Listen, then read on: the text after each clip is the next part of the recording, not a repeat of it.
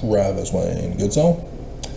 This is going to be an intensive video, upper level learning stuff for this Sunday morning. We're going over the Egyptians and being the origin of the Bible.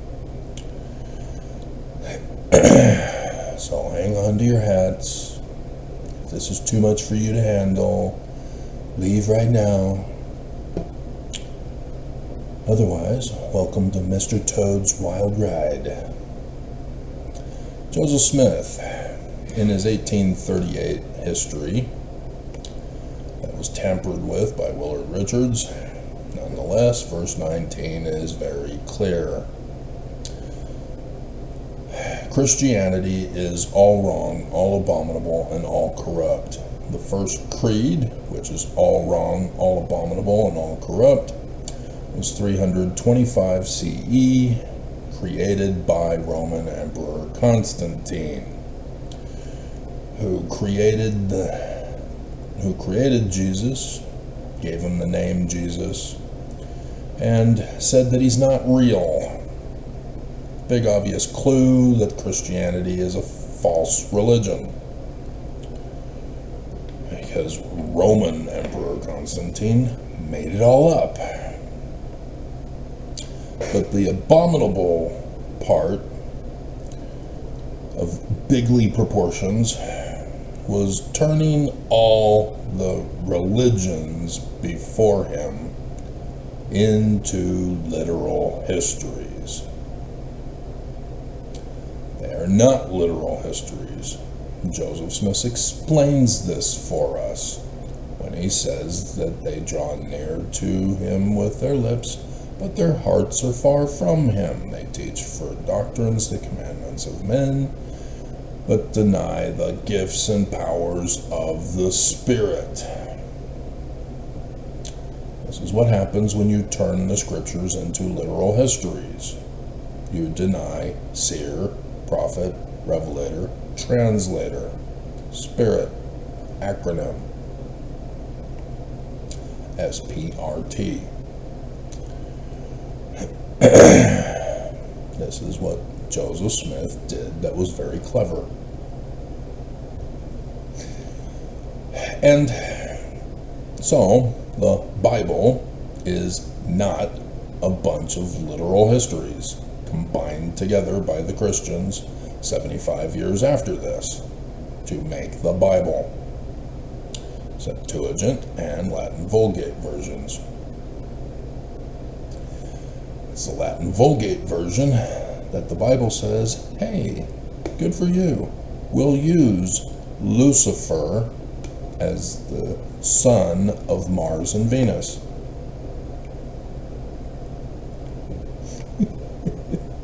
That's why that version of Isaiah is in the Book of Mormon.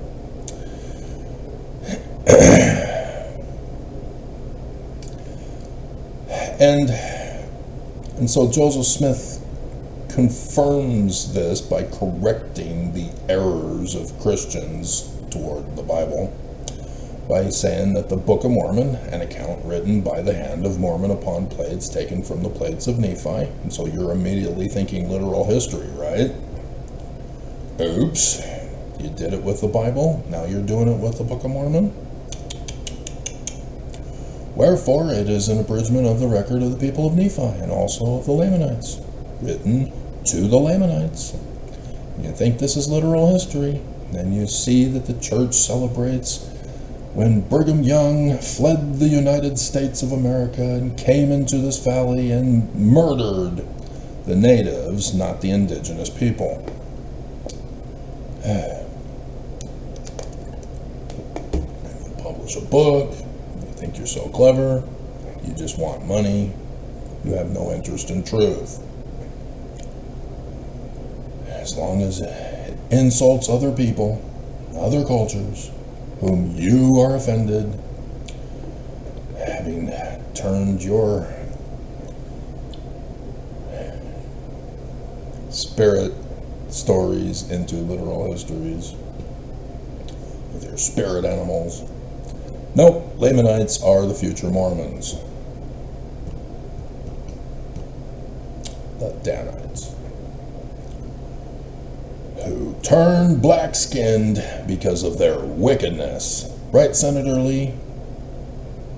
Governor Cox?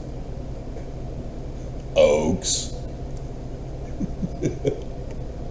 Who are a remnant of the house of Israel. Yep, Mormons. New Israelites. And also to the Jew, hey, they're a separate religion in and of themselves.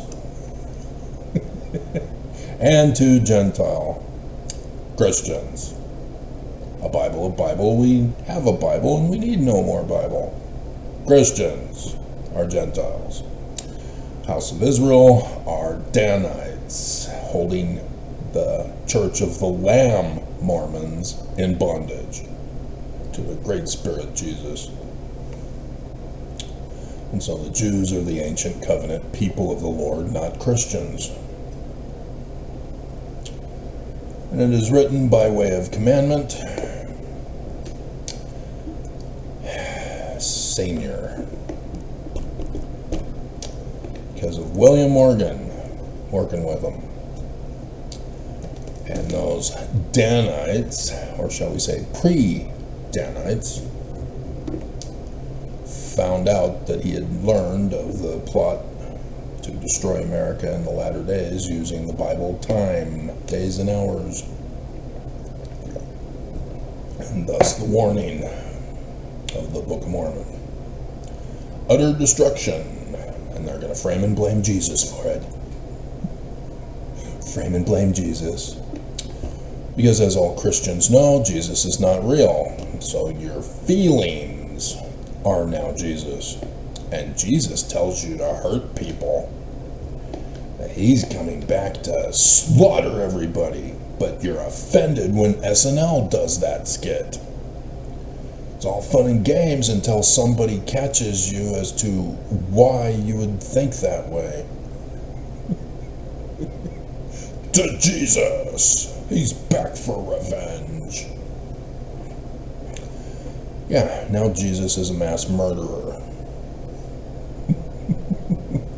On a people who had nothing to do with his death.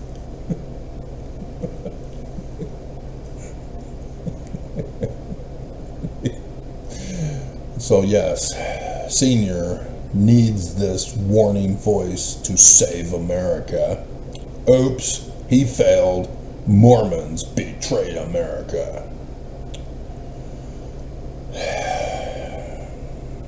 And so Sidney Rigdon became the major author of the Book of Mormon, starting with the Book of Yah Moses. Oh, we're not there yet. Like I said, this is comprehensive. I'm not going to be able to say everything that needs to be said because there's too much to say that needs to be said. So we're just doing an overview for you. And also by the Spirit. Ooh, Seer, Prophet, Revelator, Translator? Yep, prophecy and revelation. Mosiah chapter 8, a seer is a prophet and a revelator. And so, seer is one who has visions, prophet is one who predicts the future, revelator is one who gives calendar dates and clock times, days and hours for when the future predictions will happen, and translator, yeah, ancient documents. Translation. We believe the Bible to be the Word of God as far as it is translated correctly and then interpreted correctly and the defining of words correctly. Christianity screwed up all of that by turning it literal history.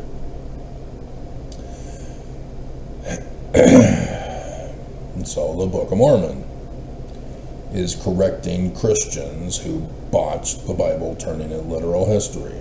The Book of Mormon, plagiarizing the Bible, is not literal history. This is how the Book of Mormon was written, to correct the Bible errors of Christians. And so it's written and sealed up. So there's spirit, which seer is for visions, not literal histories. And it's a prophecy of the future. So the likenesses of things on the earth have an actual things on the earth in the future. And so this is the sealed portion of the Book of Mormon, is that you need to know your drama setup, where you have a protagonist who's the hero of the story and the antagonist who's the villain of the story. And there's a conflict with the plot, and then a conflict resolution at the end. So you have your characters, and there has to be good character development, because you can't have your characters start off a certain way and then you decide, nah, I don't like this character, we're going to change him. And rather than kill him off and introduce a new character who replaces him with the character that you want,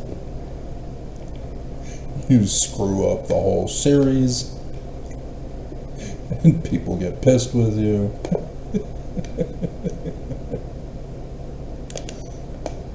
Or even those TV shows that catered to social media of people commenting on the show. Oh, you don't like this character? Okay. You decide the show. And instead you get people who cater to the will of the people, because the will of the people are the ones who watch, and that's how you get popular and get to have the show continue. Don't let money determine your life. You determine your life. But we're poor, we need money so that I can do my own thing. You know, Star Wars was like that too. You know, he wanted a certain way, and Hollywood said, no, we can't have these dinosaurs in the first show that is several shows in.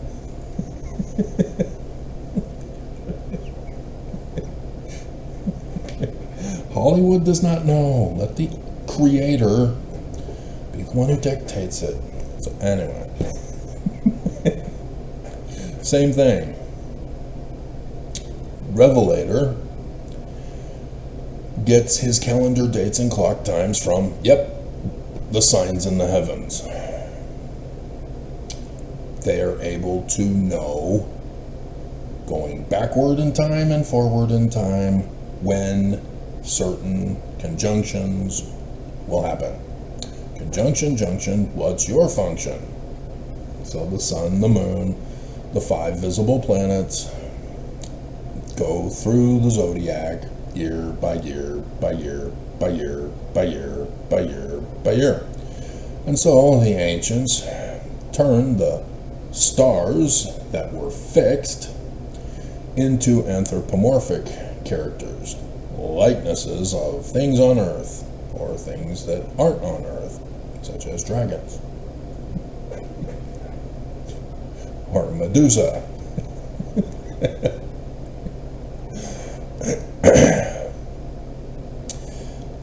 And so that's how the constellations were created, is that they're only designated with a certain number of stars, the most brightest of them. And so Leo, for example, only has 9 stars to designate the lion. And when you look at the 9 stars independently, you go, how did they come up with a lion from this?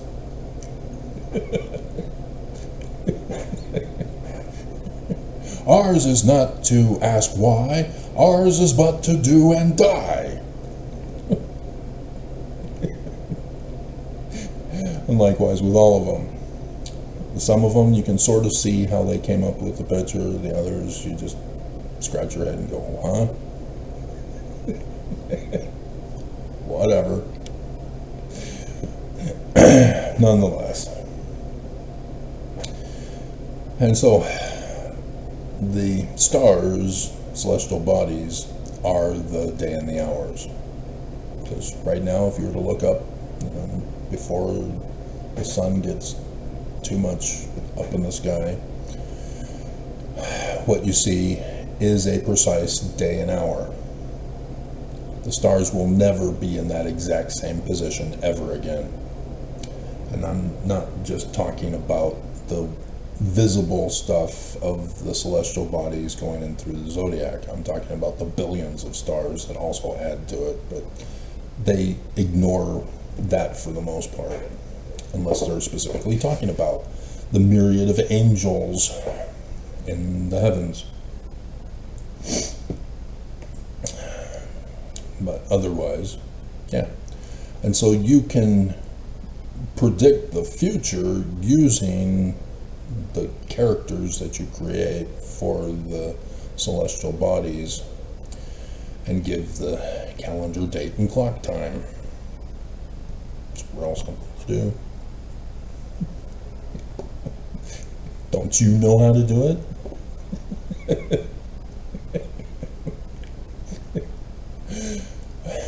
And so, this is the sealed portion of the Book of Mormon. It is a book of stories called visions, and they are predictions of the future. And so you need to identify who the protagonist is. He's the future Christ. Jewish Christ, specifically.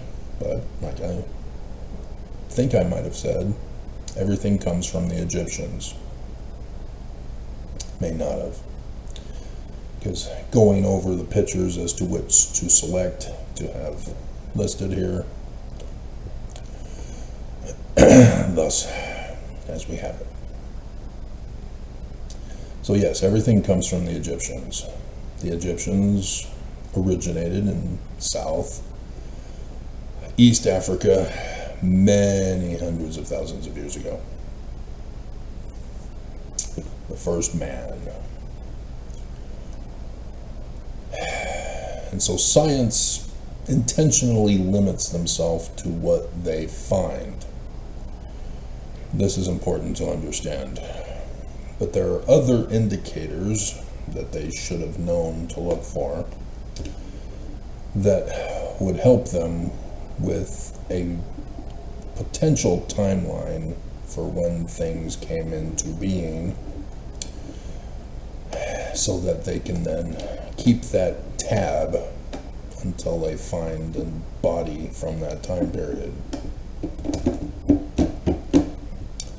Nonetheless, and notwithstanding, they would eventually migrate up into the Nile Valley, and then eventually man would migrate out up through the Levant into Europe and into Asia.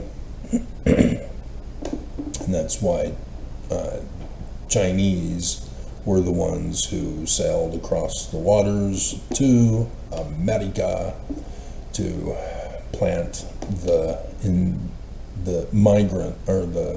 migrants called Native American Indians, and then migrating down to the south. And yeah, they carried boat travel with them as well, because the islanders got there by boat. But time frames may vary. And so thus the knowledge of pyramid building as a result of that, because of the migrants. So don't assume that that's the Book of Mormon literal historyites. You are wrong automatically. There is a literal history, but it is not in the Bible nor the Book of Mormon. You will be wrong. So it is abominable for Christians to impose the Bible and the Ten Commandments upon the public school systems and claim it's Christian as literal histories. They're destroying science. Christianity is an extremist hate religion. Right, Mormons? It's not faith promoting, Travis. We don't want to listen to you anymore.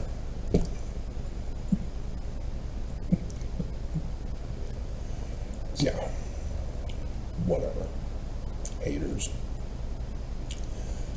And so, the Book of Mormon is to come forth by the same gift and power of God, unto the interpretation thereof. Ta-da!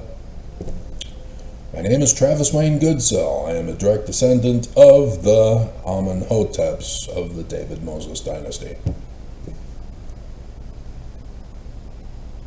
The British Druids.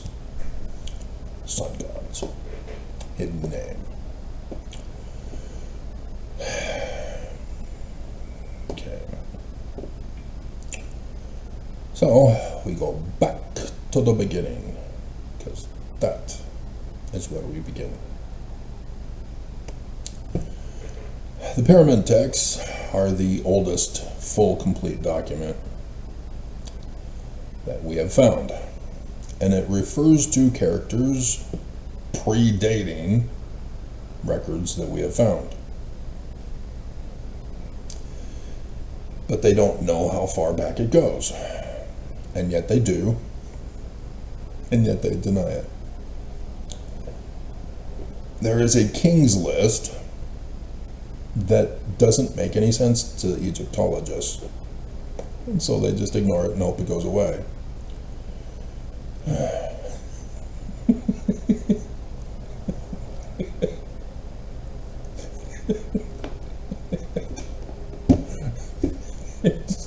To scream.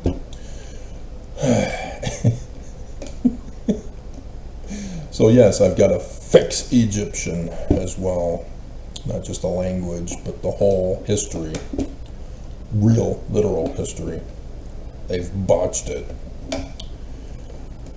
And so the things that they don't understand, they either turn it into myths, no, spirit, or they just ignore it, or they also lie. For example, the pyramids of Giza predate the 3000s that they claim from the Old Kingdom. And then if you know about Stargate, Daniel Jackson doing his little presentation, and he then oopsies with the question that's asked him, which is irrelevant, but nonetheless he falls for the trap and says, I don't know. And so then they say, did Bigfoot make it? Aliens. Yep, aliens. Good God, good job.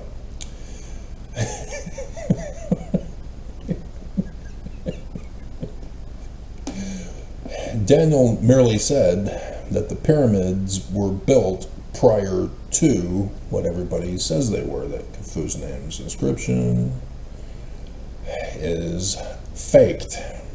That's all he was saying. No need to mock. But nonetheless, the show goes on. Sha'ari. That's where SG1 goes wrong on that, but nonetheless. And I was getting all excited when Amazon bought the rights, and then they're just sitting on it, not doing anything with it. They're doing all these other great shows, and so you know that Amazon can do a great reboot of the show, and yet sitting on it.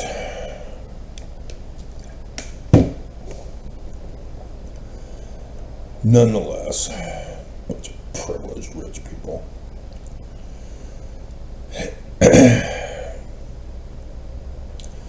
So the pyramids are pre-flood. Yeah, there was a flood on Earth. And no, it was not in the lower 3000s, for which the Tower of Babel was in the 2000s. No. Stop it. Don't turn them literal history and into the chronology of the literal history. Don't fall for that trap. You technically have to purge your whole brain and reboot it. Try running a test of the word by its fruit. Line upon line, precept upon precept. You're supposed to do this as an infant being born. Your parents were supposed to teach you this process, and they didn't. And then they brought you into this cult group that furthered the lies.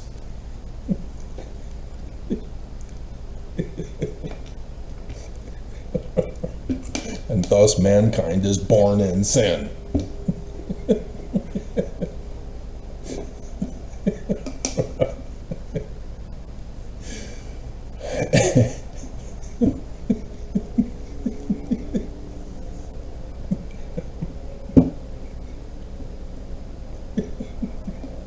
I'm just bored, Oaks. Hand it over, quick.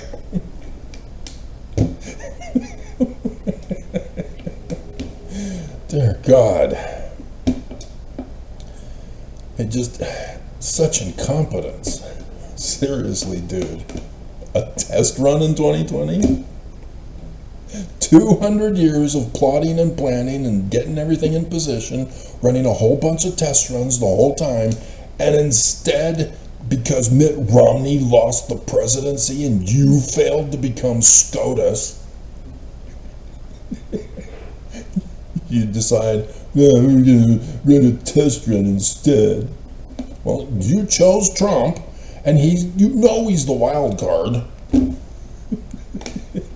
You have only yourself to blame. God. So, the flood was 10,500 BCE. And Egyptologists refused to look at all of the evidence of the pyramids. There's evidence, a whole bunch of it, and yet they won't do that. This is where they go wrong. They just ignore evidence in hopes it goes away. They have to fit it into their narrative, and they're screwing everything up because of it. And so thus they don't understand things because they screwed things up by ignoring evidence.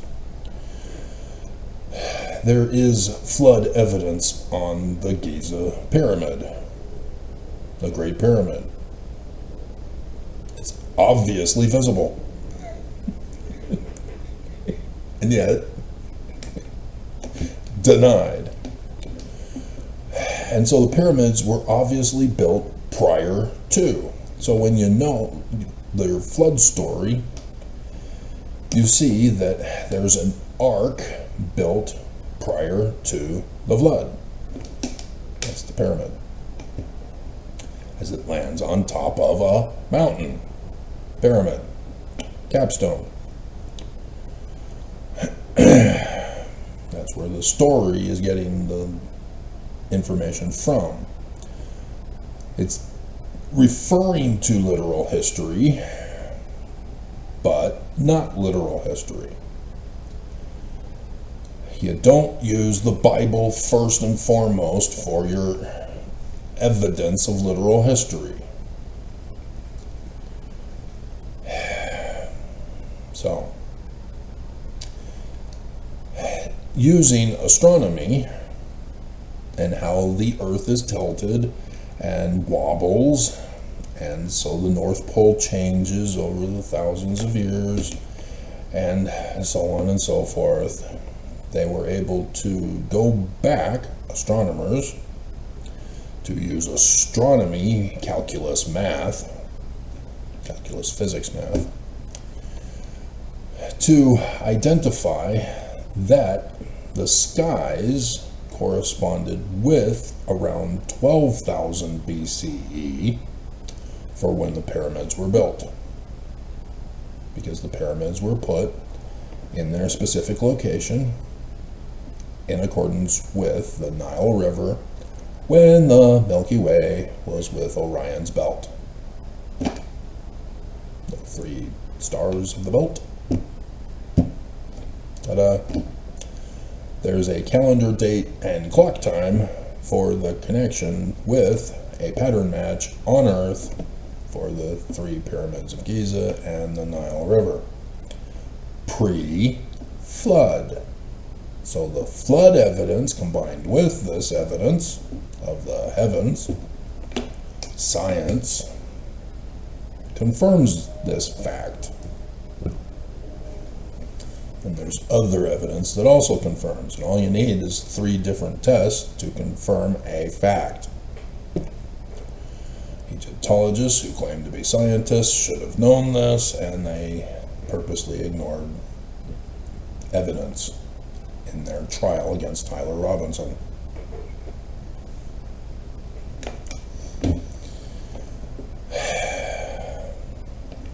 They went to BYU for their education, and thus was all screwed up with both religion and psychology, which are not science. They deny science. So thus you cannot use religion and psychology in a hard science course, because you will screw it up. Your education will then be worthless. Write PhDs from BYU or a master's from BYU who goes to the University of Michigan, and then they say, you didn't follow any of the scientific processes for the field of study. Where did you get your education from? BYU? Oh, you did? We have to deny you your PhD and your thesis paper from Ephraim. Mommy, they're mean. Hold the religion card. Okay. And now he can only get a job at the church office building and botch it.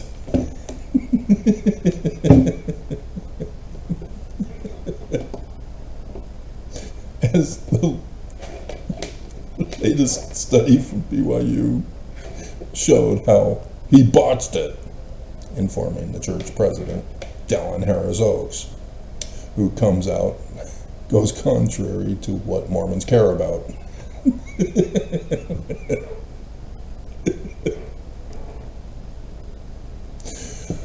And yet his big brother, who didn't even go into the career field, is smarter than him with his fake PhD.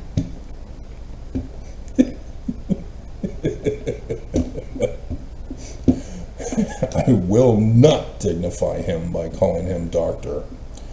It is a shame to the PhD community.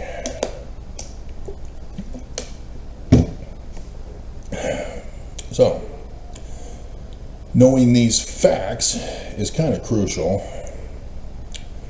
especially to understand the significance of the spirit that the Egyptians are also talking to you about. Because they're not human-animal hybrids.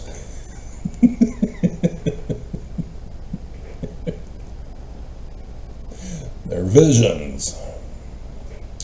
And they have prophecies, and they have days and hours. The Egyptians were very well educated on astronomy. They have their calendars of a civil calendar and a religious calendar and a Sothic calendar, and a couple other calendars as well. They knew the stars very well, and they designated their stars with certain characters, likenesses of things on Earth, just like the Babylonians did with the changes that they made. But it's the Babylonian version that our current system uses, even though there are some Greek and some Roman names thrown in. Apparently they didn't care about any of the Persians, I guess.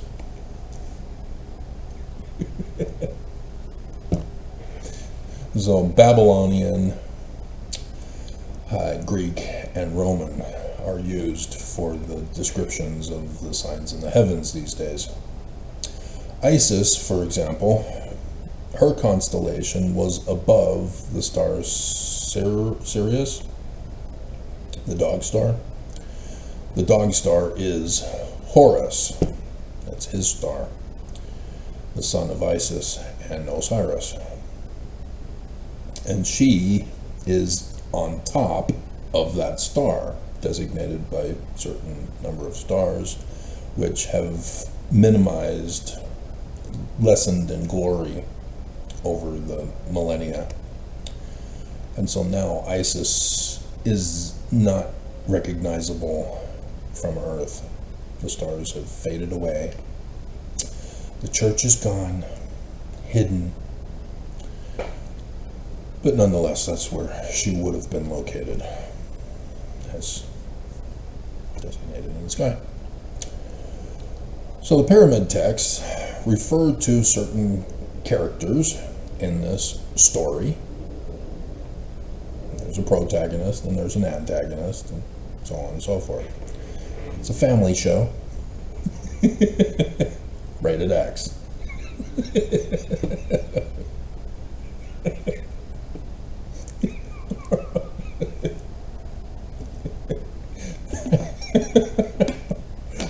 So, those of you who are Christian, see no evil, hear no evil, speak no evil. Graphic warning alert. Bring your daughter to the slaughter. Send your kids upstairs to work on homework. And only dad will stay behind to check it out. To protect the family, of course.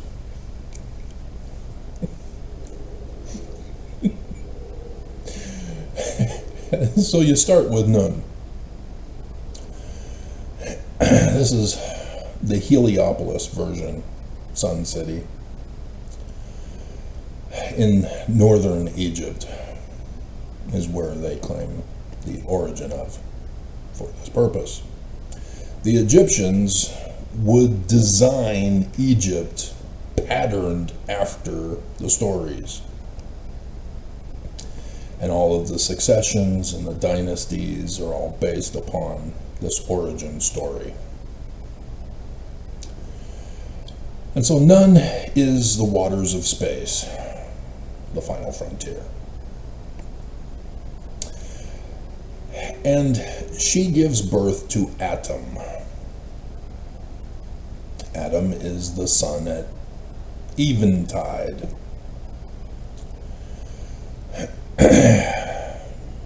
For this reason, he is the Ancient of Days, not Adam. Phonetically the same, though. This is Egyptian. Adam is the Paleo-Hebrew version corrupted with phonetics. Get rid of the phonemes. It has no vowels for a reason. Had to redo it. William Foxwell Albright purposely skipped the science because Sir Alan Gardner told him to. Just use the acronym theory and force the conclusion. Oh. And so they were off on Proto-Sinaitic by over 1,000 years. They claim Proto-Sinaitic is the original alphabet. No, that was during the Ptolemaic period, who worshipped Hathor, you dumbass. Oh, God. So yeah, for Mormons, it's right there, Mormons. You know the guy who said, oh yeah, there's the bird hovering over his erect penis that is also missing to impregnate him, to give birth to the thing, even though Joseph Smith turns it into the child that is born of that union, who is Horus, by saying the prince also with the spirit, the bawbird, both there. And nobody catches that. And you have PhDs, you're working for the church at BYU, and you don't know the simple basic stuff of Egypt.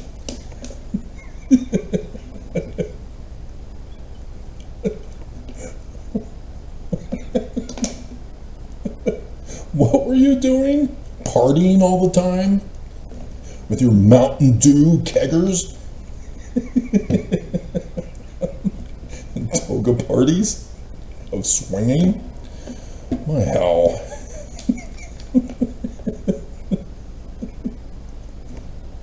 Bunch of incompetence.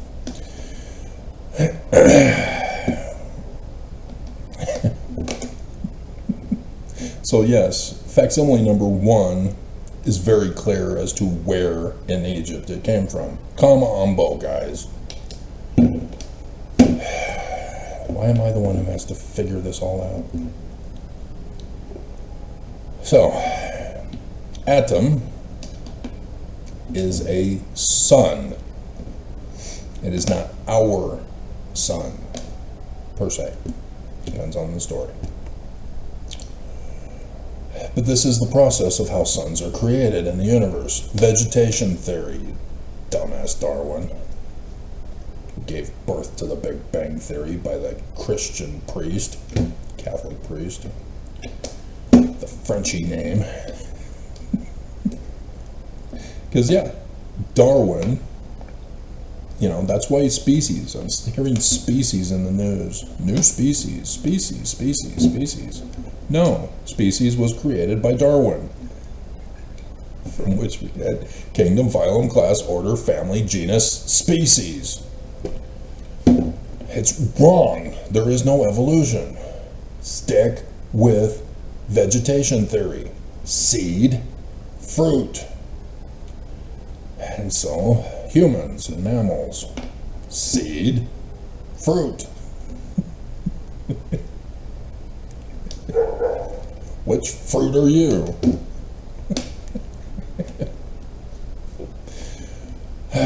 And so yes, in outer space, that's how suns are created. The collision of the hydrogen atoms. And boom! And a sun is formed. They know this, astronomers, and yet because explosions of suns then cause another explosion of a new sun, and they play dumb. Because of Darwin. Get rid of Darwin, and ooh, there's the pretty picture. But don't be so literal to only be idealistic.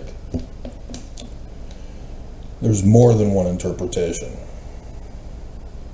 These are pictures. They're worth 1,000 words each.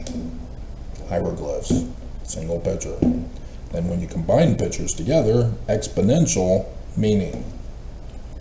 That's why I cannot do a thorough video for you on all of this. And we're already at 45 minutes in, and we just barely started with the Egyptians. Because there's a lot more cool stuff coming. Spoiler alert.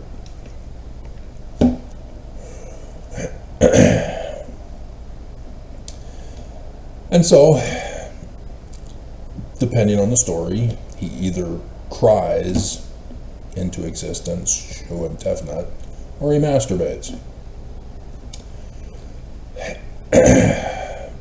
And so Shu is the air, and Tefnut is the moisture. And so, Genesis chapter 2. They're there. And the documentary hypothesis screws this all up. Oh, I don't know. I see the new name of Yah as Yahweh Elohim. And so it must be a different author.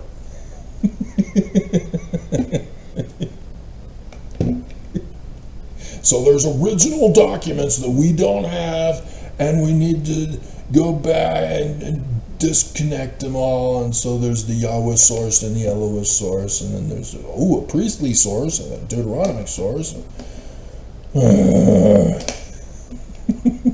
Oh look, it's in the Book of Mormon too. Oh, stop. Stop. You're screwing up the science.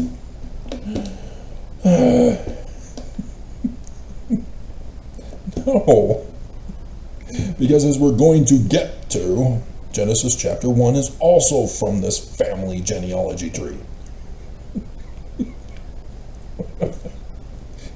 Because Nun, the waters of space, void, without form, or whatever version you're referring to, whether it's Genesis or the Septuagint or the Biblical Hebrew or Joseph Smith's versions,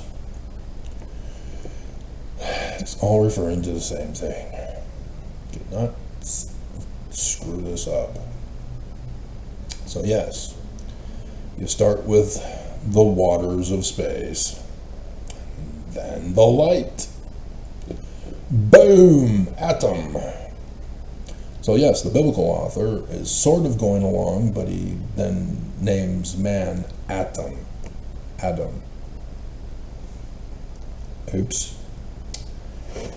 But he's not doing literal history. He's doing it for a specific purpose. And so Adam technically is Geb. We're not there yet.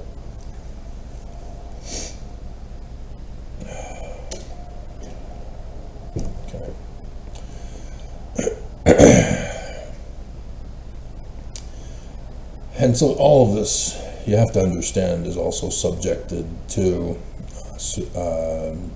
Jean Champollion, who deciphered the Rosetta Stone using Coptic to get the phonemes, and you're screwing it up, dude. And so then he took that version of translation of the learning of the Greeks and language of the Egyptians and imposed it. Did you catch that? 1 Nephi chapter 1 verse 2. That's the biggest clue I'm giving you, and that's it. He then took that and imposed it on the actual Egyptian documents. And so thus why naming are the way they are. And depending on your country of origin for your archaeologist and Egyptologist determines whether the accent is going to be one way or another. Thus, Amun, for example, has a bunch of them. Amun, Ammon, Amun, blah, blah, blah. BS, BS, get rid of it all. It's screwing you up. Because then, for example, the accent of Dorothy Murdoch, talking about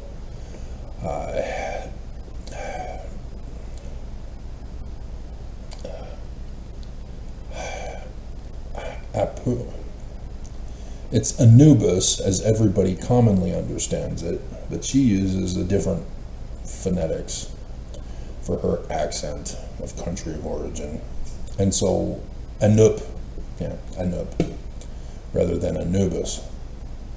And so Christians, when they hear this, because she's getting popular and it's threatening their alternate reality,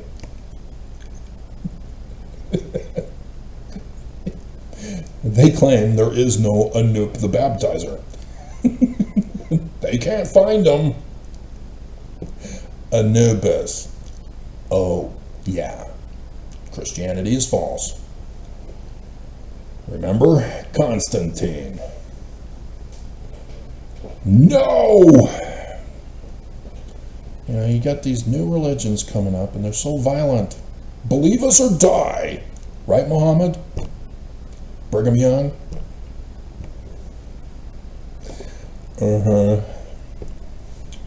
Imagine no religion.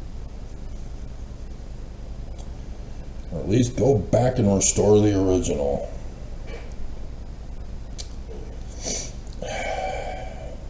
So, Shu and Tefnut are his children. They're brother and sister.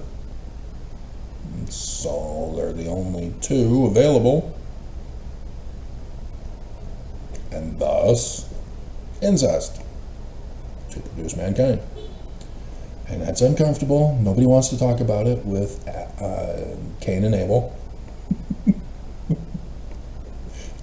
Christianity is worse because, oh no, there's no women talked about, so how did mankind continue? If you're going to say the Bible says that only Cain and Abel were born, and then Seth after Cain murdered Abel, where are the women? Not in the Church of Jesus Christ of Latter-day Saints. Yeah, they were all practicing polygamy.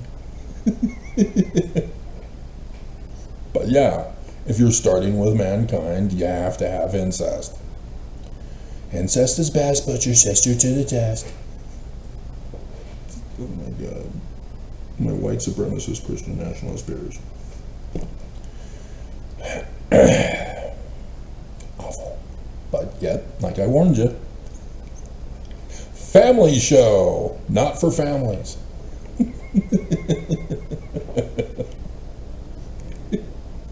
And I'm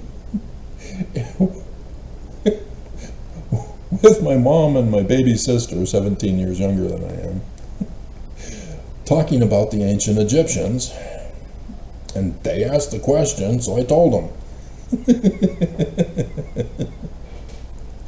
And my sister was so grossed out because that she didn't want to hear anymore. She doesn't like it. Obviously. But you can't just ignore it and hope it goes away. Because this is how the Egyptian government maintained the bloodline. Joseph Smith knew. He put it in Abraham chapter 1. He even fixed the Bible about the mystery of what happened to Noah in the tent.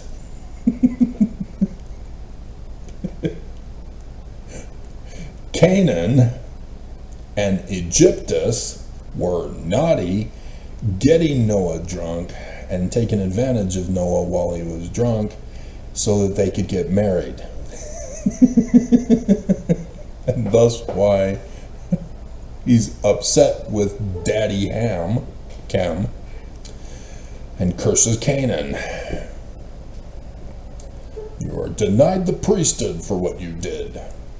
It's all right there. Joseph Smith fixes that story for the Jews. Well, thank the Jews, Joseph Smith, for the midrash that he did for them.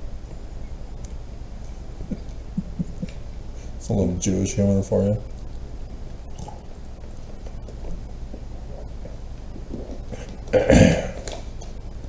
And so that's why the Pharaoh solidifies his throne by marrying his sister where possible. And so when the bloodline is gone, a new dynasty emerges with a different bloodline. That's how dynasties were supposed to be designated. But if you saw earlier this week, last week, no, because it's Sunday, the Babylonian first day of the week, I talked about going over my family history and finding that the 17th dynasty is an exact blood match for the 18th dynasty. Why are you calling them different dynasties? It's the same blood family. Same naming even. What are you doing? Who did this? Stop it. Was it you, Sir Alan Gardner, or was it Budge? I don't know why they keep publishing his works. And I need to put that clip in, and YouTube won't let me. I am protected by the Fair Use Act of the United States of America. Back off and leave me alone. So, that is essential for my video content here, even. It needs to be put in, YouTube. Stop acting like criminal insurrectionists. It is essential to have. But they gotta figure out a way to silence me somehow. And so, they obviously give birth to Nut and Geb. brother and sister again.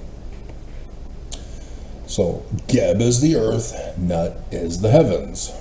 This is also how I deciphered Paleo-Hebrew, was I went to Chinese to identify what each of the lines mean in Chinese to compare with Paleo-Hebrew script, which I run the test with Egyptian, hieroglyphic, or hieratic, and Greek. 3 to establish fact. Plus I also did vocabulary and also other places for more than 3 confirmations. Because that's what science uses to confirm things. And I'm always, if you watch my videos when I'm doing these kinds of things, you'll see that I'm processing in my mind further tests for confirmation as I go through it. It's the way my mind is designed. So does she love me? Well, she did this and said that, and that's contrary to love.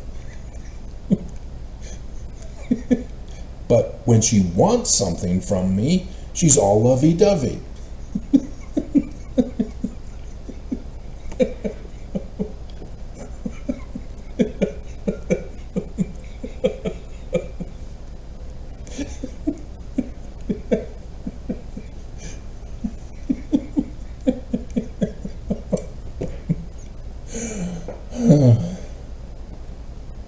So, yes, porn also was involved with the Egyptians, until Christians get involved and sensitive snowflakes who think that women need to cover up and hide. Lucifer's plan of happiness for mankind.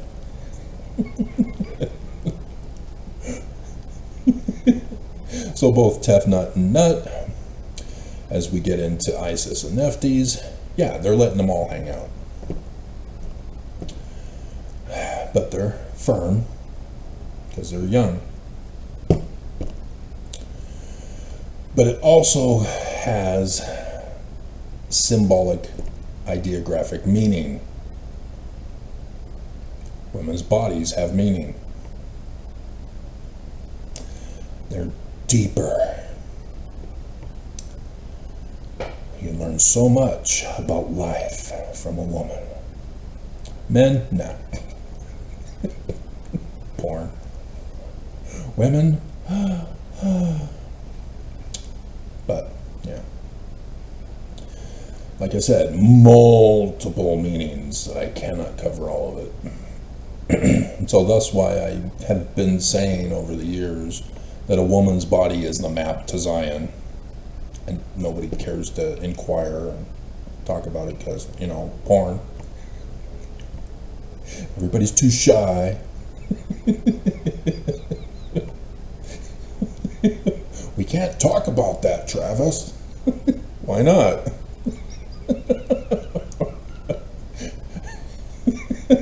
I have questions, women. Why aren't you answering my questions? Why are you keeping the feminine secrets? Had to go to the Egyptians to figure it all out.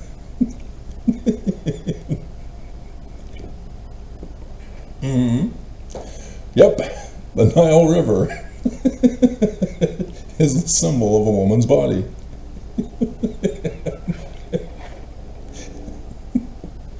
But instead of monthly, it's annually. So Kemet means black land specifically because of the feminine ending of T. So Ham is Kem, which is black. And so that refers to the northern soil that is black. It's lush and rich in nutrients for vegetation.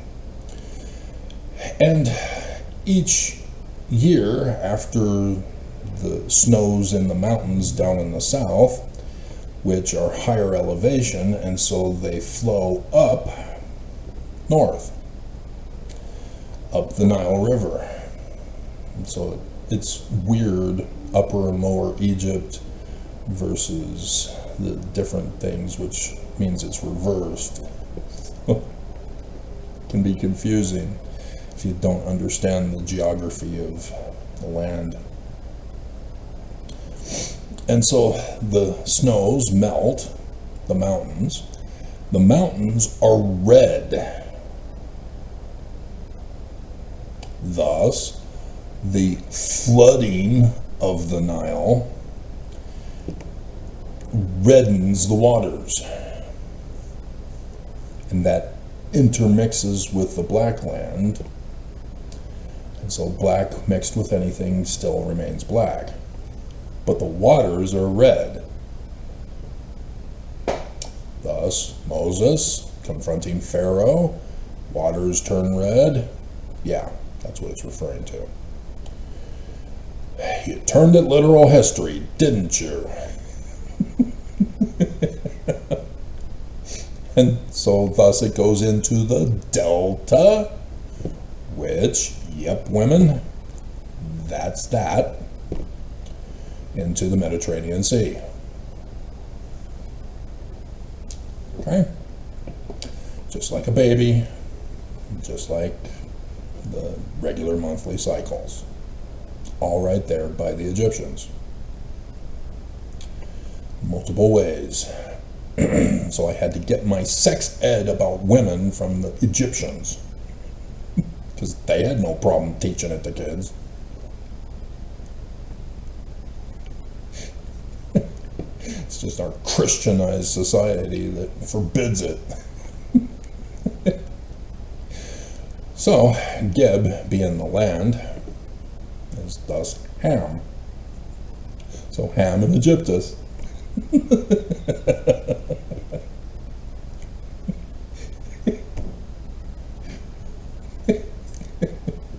It's actually Canaan and Egyptus, and so Shu would be Ham, and Tefnut would be Egyptus also. In case you have to do the study on paper as you're going through Abraham chapter 1. Ham's wife is Egyptus, as well as Canaan's wife is Egyptus. And so Noah would be Adam. But it's not literal history.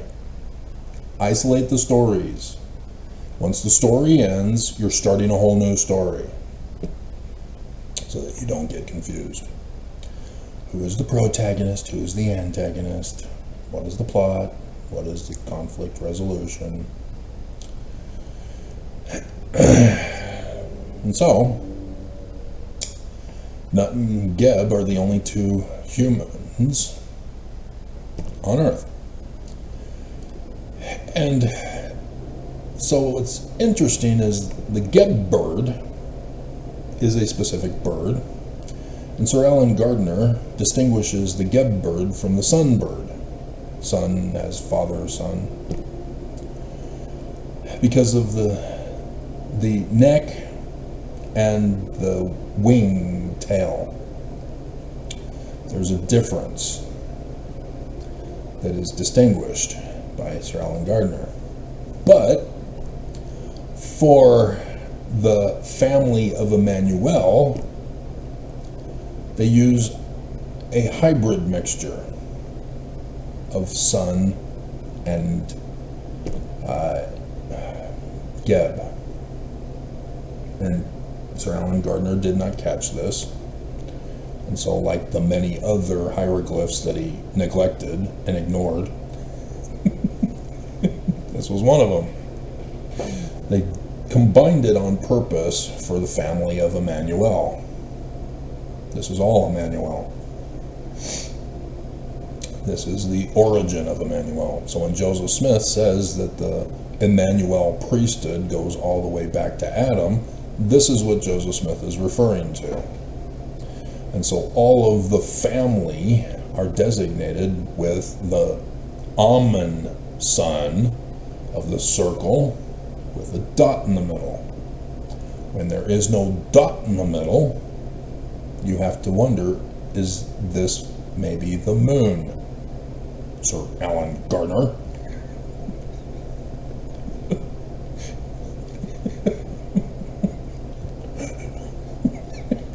And now, Egyptologists, you can understand why it's colored red. For the blood, mother, the blood. The sun shall be darkened, moon turned to blood. The dot in the middle is the moon for an eclipse. God, I have to fix everything. That is the sign of Immanuel, a solar eclipse. And so the red circle is the blood moon. Everything ties together with the Egyptians. The inundation of the Nile, a woman giving birth, or her cycle, and the sun and the moon. Multiple meanings going on here, not just one.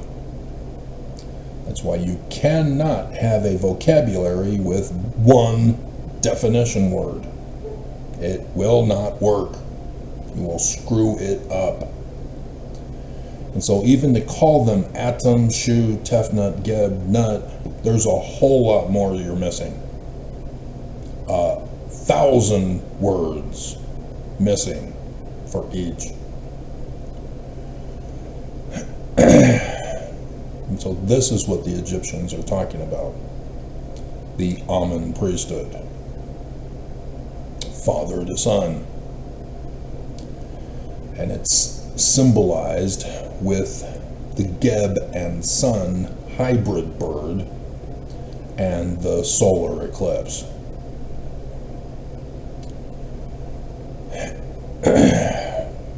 So, obviously, Nut and Geb have to do the dirty, which is clean, which is incest still. But in this story, Atom is not happy with them being so friendly with each other.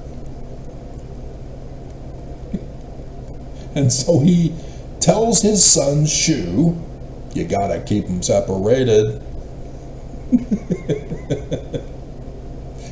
So Shu then does the lifting of the arms of Moses to separate heaven and earth. Air in between. Genesis chapter 1. The parting of the waters from the waters, dry land appears. Rakia, Yang, of Rabbi Sykes, whom Joseph Smith studied from.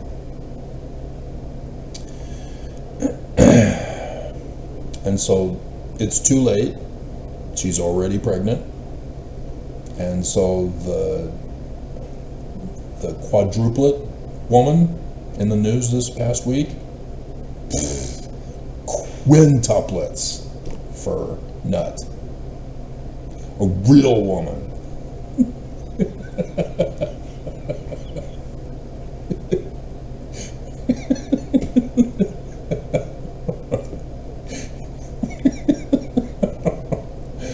The reason for this is specifically for the calendar of the civil calendar for government, different from the religious calendar. And so the sun is for government, moon is for religion, and thus the David line is the moons, and this is where David shows up, actually. Thoth, Tahuti, whatever, get rid of the phonemes, and then you can see clearly that it's David of Paleo-Hebrew. And he writes a new calendar, the civil calendar, for 365 days of the year, rather than 360 days for the religious calendar following the moon. So now it's solar. And thus the 5 extra days after the religious calendar ends is when the time frame for the 5 children to be born on each day. And so thus the twin of the quintuplets, Osiris and Seth, or Set, Cain and Abel, with the sisters. And then the fifth one, which many people just ignore and hope goes away,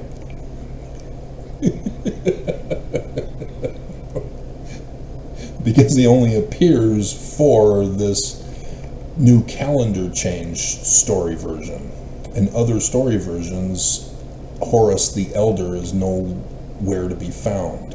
They don't understand it, and so they just ignore it and hope it goes away.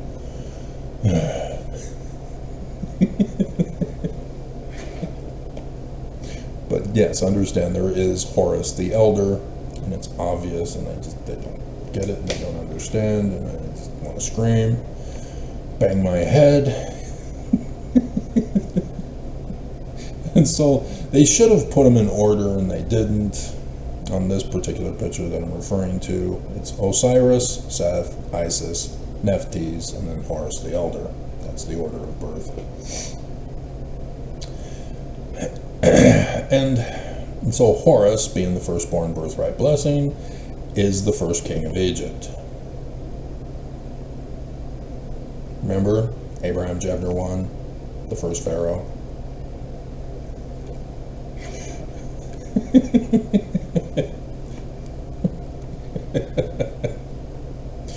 And so Seth is the one who's the usurper, as well as being usurped as a second child. He was jealous. And so this is where we get into the stories of Cain and Abel, and Cain murdering Abel to take over as the firstborn birthright blessing son by default, to rule over the tribe. But the Genesis author does not like this version of the story for the story he wants to tell. And so after Abel is murdered, Adam and Eve have another child, and they name him Seth, who is the bloodline for Noah, whose ark, top of the mountain, blood, yeah. It's supposed to be Cain. But the Jewish author is trying to give a different story version for you. So again, separate them out. Don't try to merge them together. Gary Greenberg caught on to this in his 101 Myths of the Bible. But he couldn't sustain it through the rest of Genesis. He got weak as he started getting closer to 101. You're doing great in the beginning. You kind of messed up on Ptah, but still. Good work. Christians also came out with a rebuttal to that as well. No! It's literal history about Jesus. No, it's not. Stop it, you haters. Denialists of truth. Mormons have a word for that. It's called sons of perdition. Right, Mormons? Who deny? I want to be a son of perdition. Anyway. And so, Osiris is the first king of Egypt. He was a righteous king, as Joseph Smith told you it was.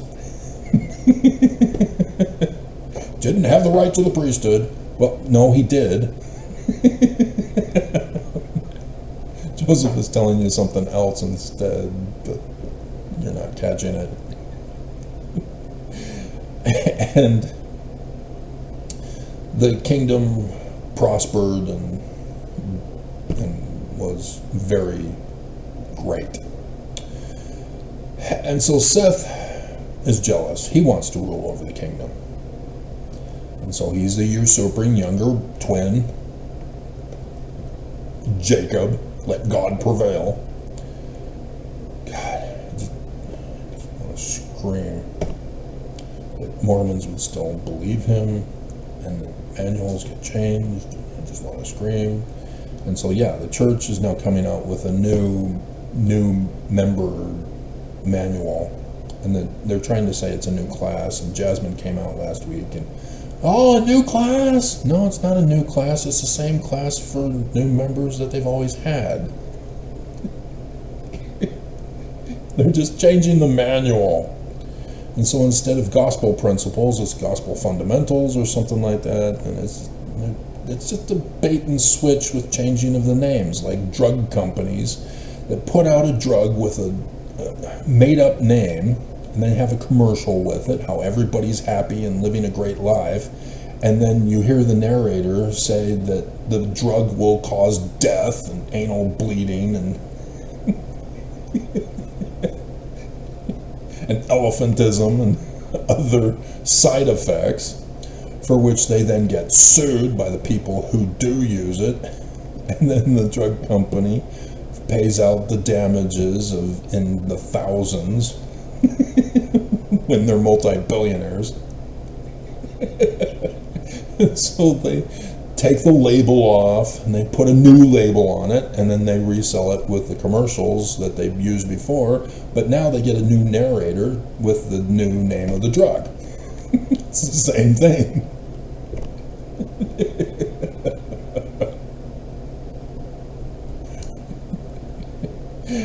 And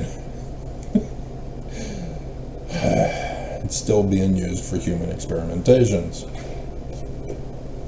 So Seth decides to deceive his brother into throwing a party for him and invites the whole kingdom, and everybody's having a great time. All is well in Zion. No need to fear the Reaper. And so Set and his Danites decide that they're going to create a whole new game called Who Can Fit in the Coffin?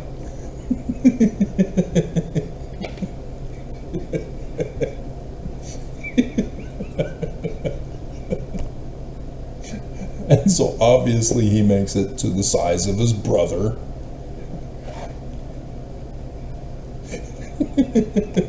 Who apparently is so unusual in size that nobody else would fit in the coffin. And so, yeah, that's what's happened. A party game. Everybody tries to see if they can fit in the coffin. Oh, no, you don't. Oh, you don't. Oh, you don't. No. Hey, bro, why don't you try it? No, all right. And Set and his Danites nail the coffin shut with 9-inch nails. And then they take the coffin, and nobody's stopping them, apparently. Hey, what are you doing? And carry him in a procession to the Nile River and set it afloat, and it goes up into the Mediterranean Sea out of the delta of the woman's womb.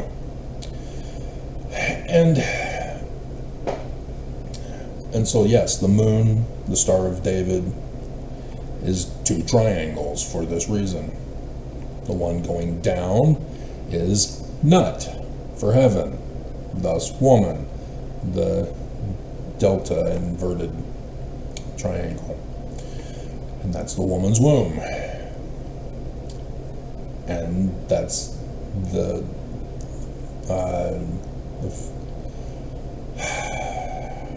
I have to look it up. The first phase and the third phase of the moon. I'm drawing a blank on what the names are, and it's going to kick me in the head when I see what they are. We just had it the other day for the first phase. Anyway, you know what I'm talking about. And so the 2 of them are to combine together to form the moon. And that's Thoth, David, his symbol.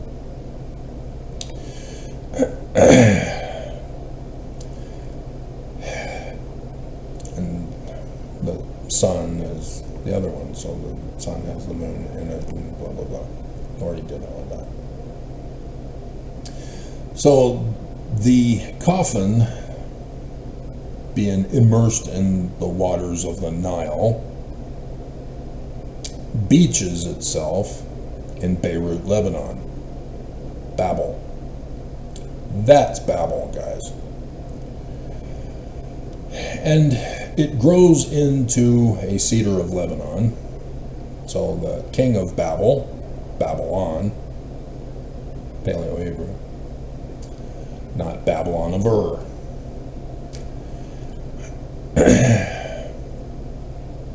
Finds this and sees the tree that has grown and carves it into the Dej pillar, the Thoth pillar, David pillar. And it's a line with 3 lines across, and it's the Paleo-Hebrew letter as well that corresponds with it, the Samek, which is incorrectly phonamed. That's why I hesitate to name them. Pictures, guys, pictures.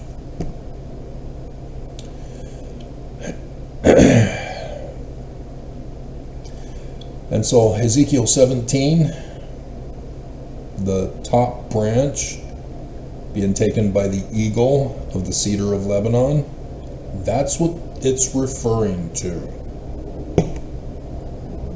Horus of Osiris. And so Isis sends out her missionaries to gather the body of Osiris and gather him back where they are to Heliopolis, the Sun City, Zion.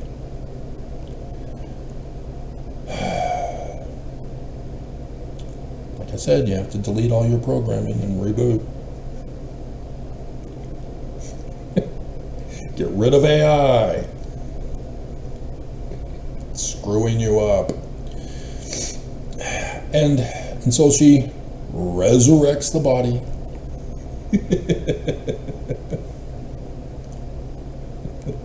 Brings him back to life. And so he continues to go on and live his life again. So Set is upset with this when he hears about it. Obviously. There's now a threat to his kingdom. And this being a separate story, the first death of Osiris, him being brought back to life as resurrected, is actually Horus, his son. The father becomes the son becomes the father. And so thus he's a threat to take back the kingdom that was usurped by Set. And I don't know why Egyptologists don't catch this from the Greek historian who developed the second death of Osiris. Because they are separated, but they are similar in pattern if you understand that it's not Osiris's body that is resurrected, that it's Horus, who's named after his father Osiris. So you just got exclusive information right here, right now from me, the anthropologist of the ancient Middle East, who deciphered Paleo-Hebrew and has to correct everything else as a result. So, was it worth it listening to me this far? I'm hearing the Mormon crickets. What's up with that? Am I talking to an empty room? I can't stop saying that. Because it's so true.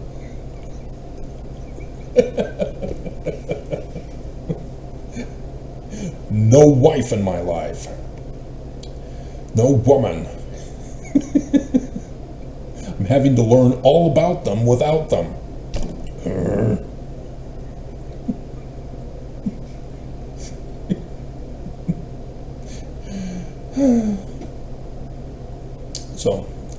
That's that story.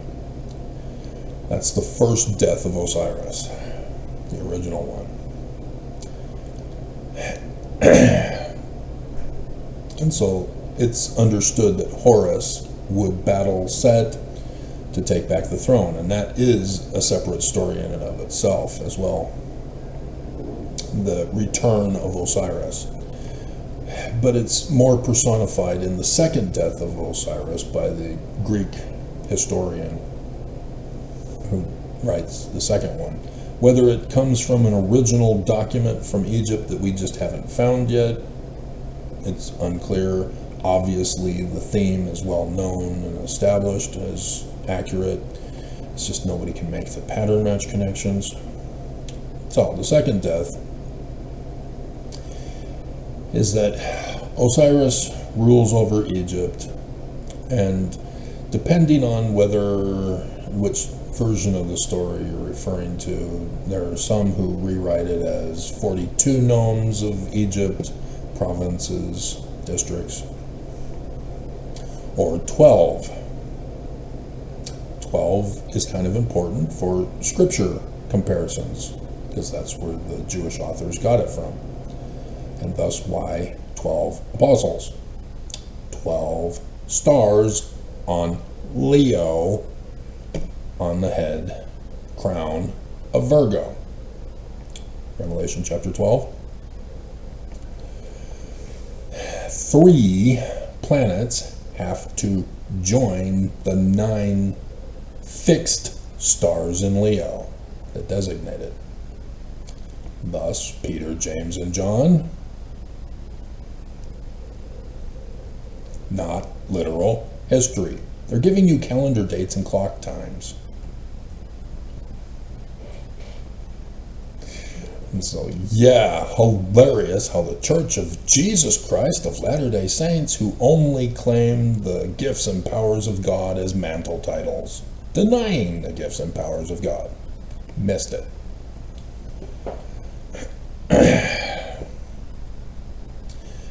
And so thus the house of Israel is Egypt. The 12 designation of lands is Egypt.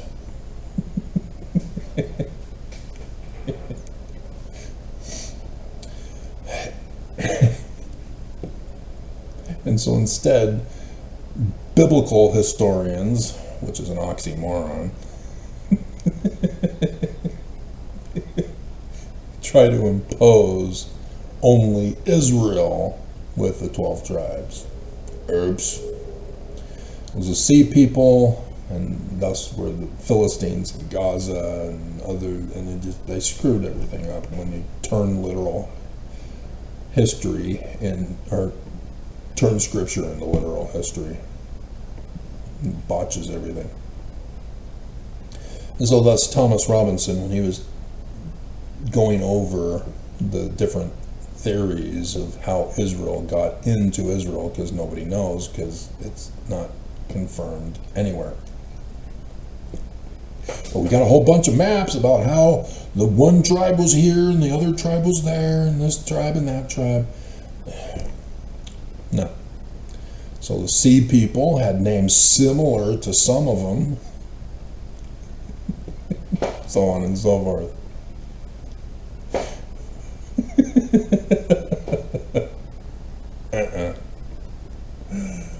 Nope. Egypt. Joseph Smith is correct. Abraham, facsimile number 1, figure number 10. Abraham in, what is it, Mormon apologists? Oh, Samaria, the Uruk. Well, no, it says it's Ur of Babylon, and so we're going to force it to be Ur of Babylon, even though Ur of Babylon didn't exist.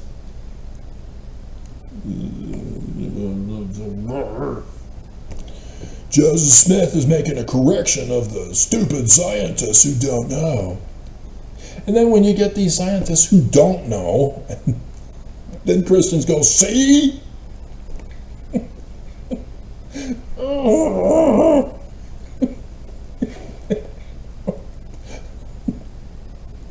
Can't we all just use science?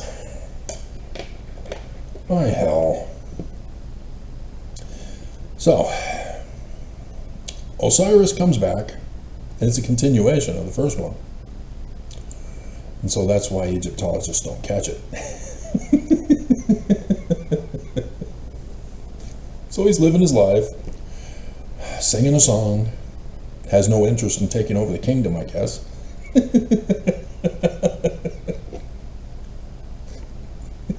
And so King Set, Satan, Paleo-Hebrew, adversary, learns about Osiris is alive. Oh crap, he's going to take over my kingdom. Apparently not, he doesn't care. So nonetheless, this time he goes and finds him and chops up his body into 14 pieces.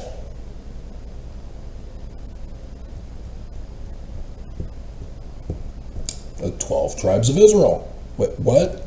Travis, are you using Oaks' spiritual method math? No.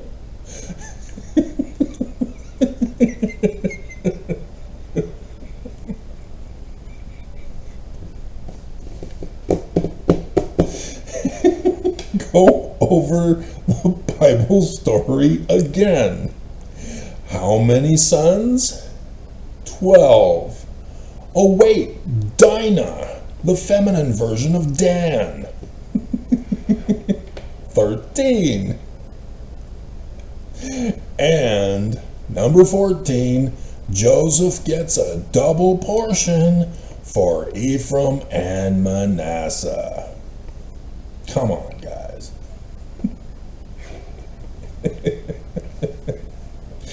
And so he throws them into the Nile River, and they scatter all over the world, preaching the gospel of Jesus. Baptizing people where they are and stay there. Just send your tithing to the headquarters.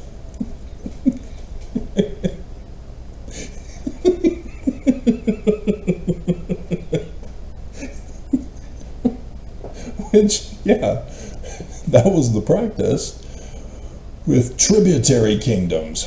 They had to send tribute to the main capital, whether it was Egypt or Syria or Babylon, so on and so forth. That's why Zedekiah was put on the throne of Jerusalem when Babylon conquered Jerusalem, Judah.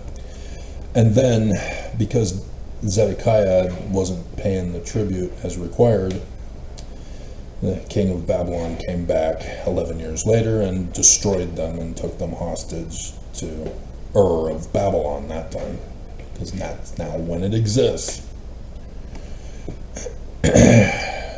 So, yes, partly.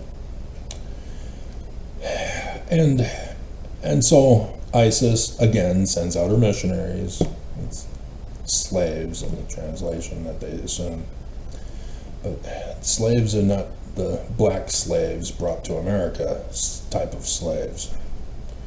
They paid them to do the work, and they weren't in bondage, as Christians make you believe. It was a different system. And so even criminals who get put into servitude, forced labor camps, that's different than today's model as well.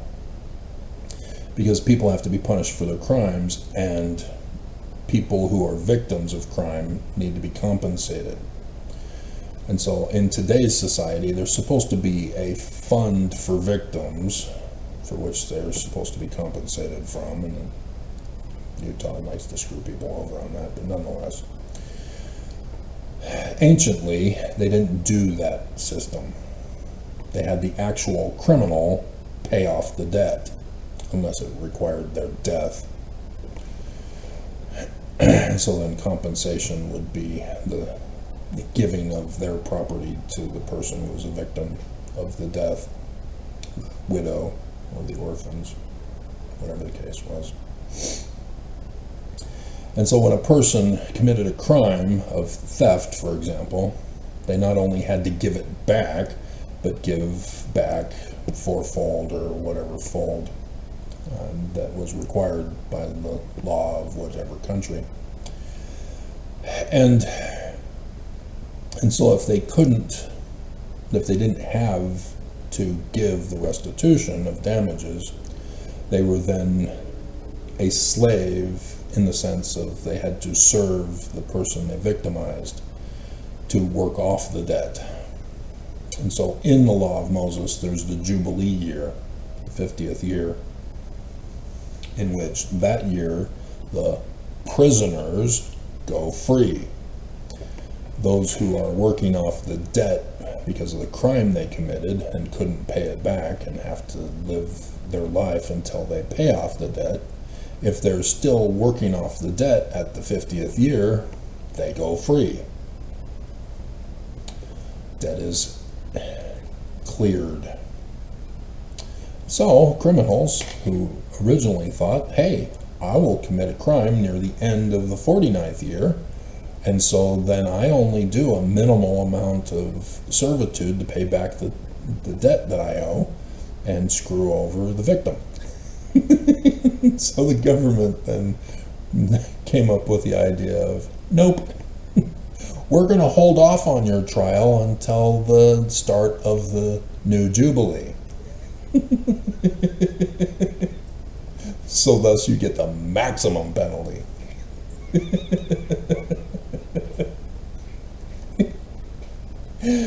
And that was a deterrent for the most part.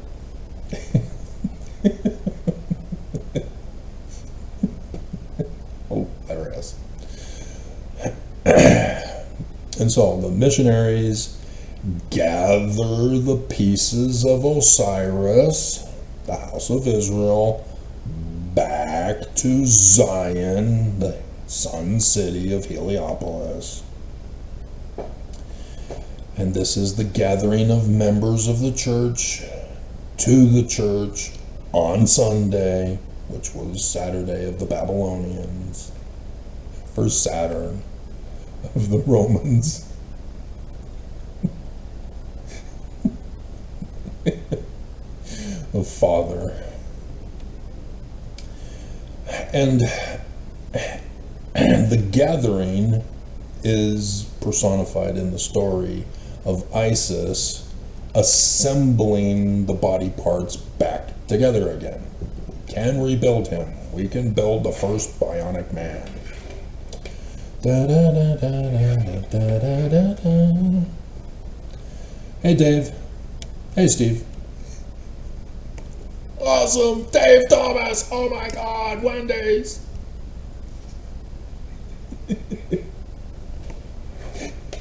They're just those things that as a kid that are exciting. Because Wendy is a little red-headed girl. And you probably haven't heard those videos about me and the little red-headed girl.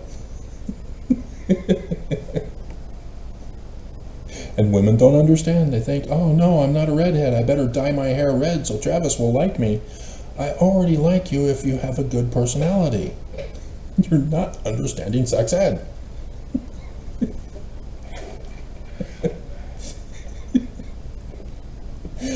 I just want one. You can be a blonde. It's okay. Kimberly was a blonde. I lost her over charity in the Book of Mormon. They're correcting the incorrect translated Bible. It is not a new definition. Stop it. No. Anyway. So you see how the religion has priesthood authority in the form of a woman? Right, Joseph Smith on the 17th of March? Oh, that just happens to be the Christ's birthday, by the way. 1842. How did Joseph Smith know? Well, it was because of the law of Purim of Deuteronomy 19:19 of Brigham Young on 17th of March, 1839, while Joseph Smith was still in Liberty Jail. But Thomas B. Marsh fought for his wife's honor, who's a klepto, and stole the milk strippings, because the milk strippings are that part of the milk which comes last. And then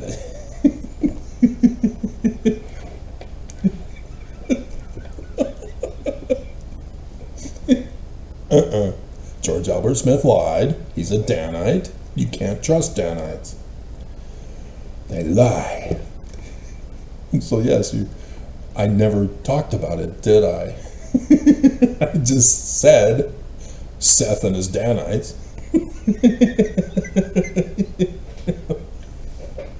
Exactly. Brigham Young. This is what it's all about. I'm helping you with the prophecy of the vision. Joseph Smith is Osiris. Horus is that Mormon. I can't go over everything because we're already at over 1 hour 41 minutes. I told you. Volumes of texts to explain a simple family tree of 1, 2, 3, 4 generations. And we're still not done yet. And so, there's one piece missing. Yeah. And so ISIS, depending on the story, makes a new one. Now this has to do with the rape of Dinah, the female Dan, held hostage to the Danites, Shechemites. They rape her. So then Levi and Simeon go to the Shechemites and say, hey, well, now that you have married our sister by rape, you're now part of the family, and as part of the family we have a tradition of circumcision. So again, chopping off, bleeding, pain, suffering, repentance, second physical pain, atonement. Christian says we don't like physical pain. Can we do spiritual pain called guilt and shame of Lucifer's great plan of happiness? Okay, fine. Just as long as you pay us for sale of indulgences instead of calling it tithing.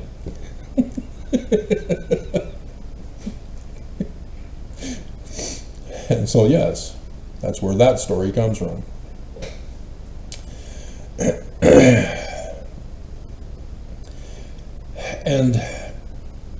And so she makes a whole new one. That's why the erect penis of Abraham on the lion couch. Joseph knew what he was talking about. An Egyptologist can't figure it out. I don't know. I don't understand. Because mainstream Egyptologists were not comfortable with Dorothy Murdoch getting popular and exposing what Egyptologists refused to reveal and covered up and hid it because they didn't understand it.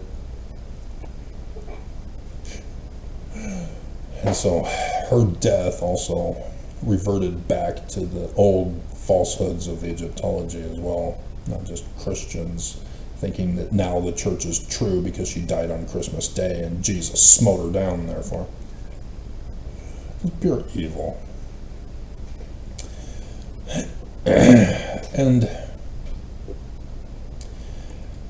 And so after making a new phallus for Osiris, her husband, she then, depending on the story, hovers over and conceives a child.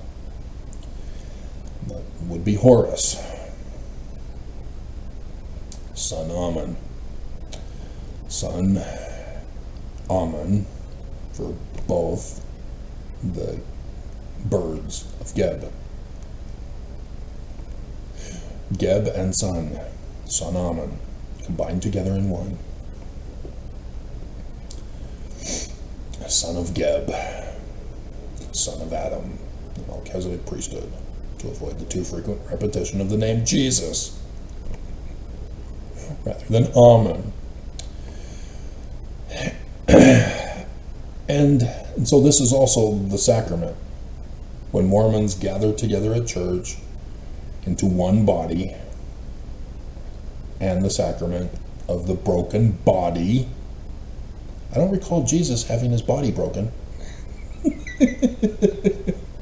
Osiris. And the blood that was spilt for us. And again, blood moon. The Jesus Gethsemane, which is no longer a part of our atonement gospel, for the new manual coming out,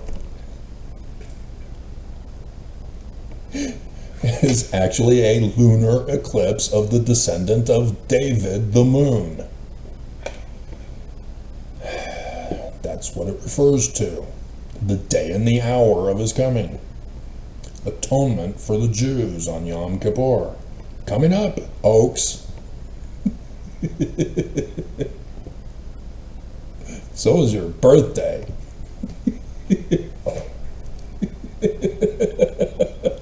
It's just brilliant. Those ancients. The guy who wrote the story of Ehud in Judges chapter 3. Oh my God. Here we come, Oaks. I warned you. You didn't listen. Here we come. It's gonna be big.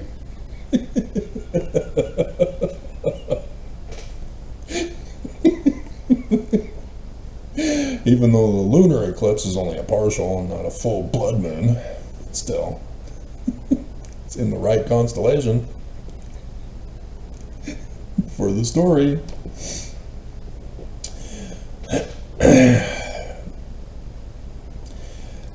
And Isis now is pregnant, and Osiris's body ascends into heaven while Earth louds his fame, which that doctrine is also gone.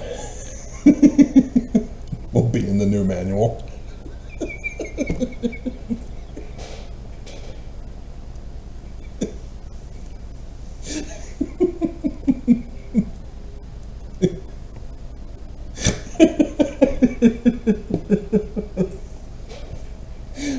Jasmine. Just, oh, a new class.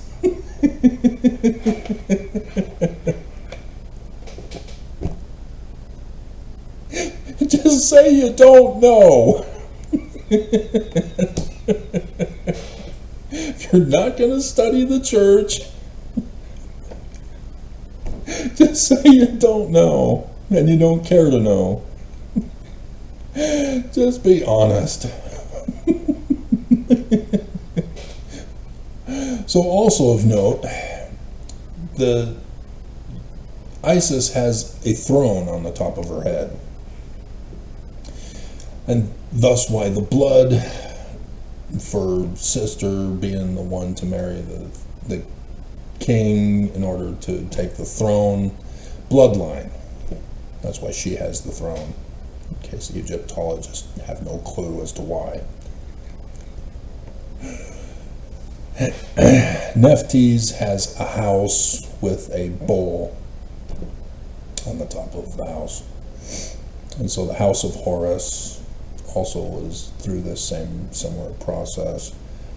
This one has a bread thing in the middle of it, it looks like. Anyway, it's very small. But yeah, those have meaning as well for the various characters. And so the character development of the stories must fit with the crown that they're wearing. And so Isis will also wear a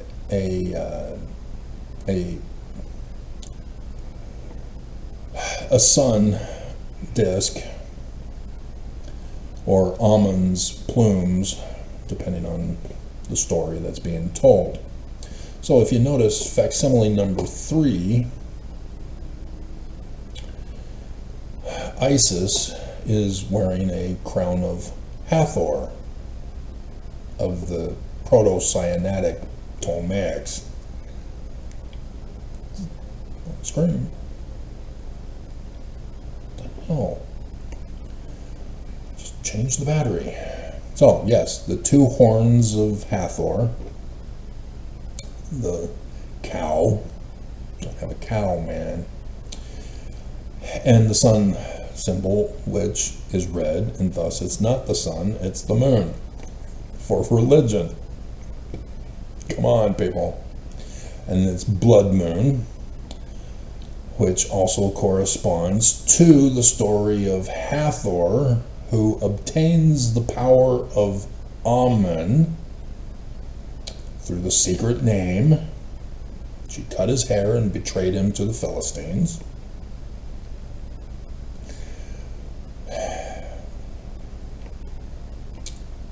Because these are prophecies, guys. It happened. Room number 13, wedding supper feast at the Lion House next to the Beehive House. And she should be dead any time now, assuming that she was not lying to me about having cancer.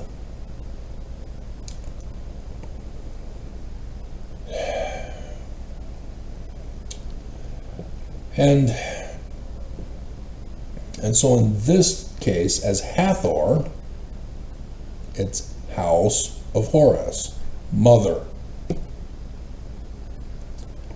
who goes on a drunken bloodbath of mankind as the cow. So the original don't have a cow, man. Comes from Egypt, not India. For Hinduism. They got it from Egypt.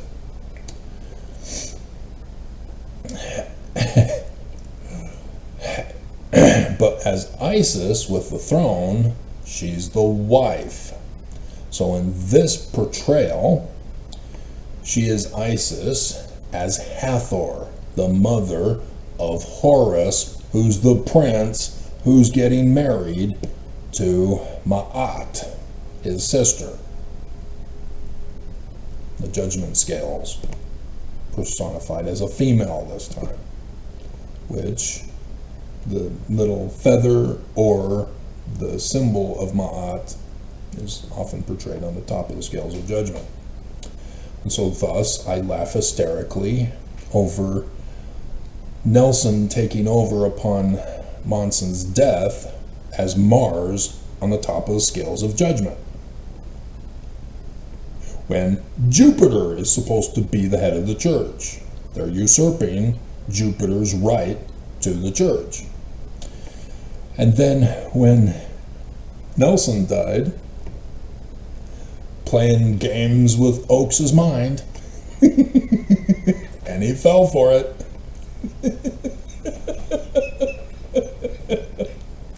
He hesitates for 17 days, think he's outsmarting me, and then I tease him for delaying, and so he then comes home, or comes back to work on Tuesday,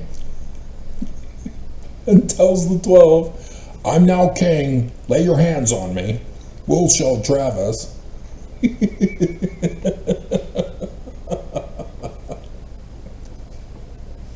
Ta-da! Mars at the top of the scales of Libra. You're welcome, Oaks. Hand it over now. Dear God. 'Cause you're a loser. Travis outsmarts you at every turn. 'Cause you're a loser.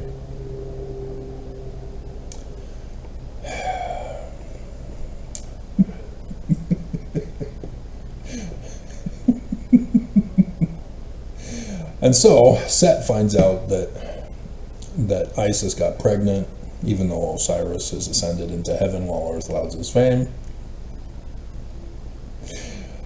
And so he knows the threat of the sun. So this is the different version of the first death of Osiris, and that it's the actual sun. And so she flees into the wilderness, the west into Deseret of the Sahara.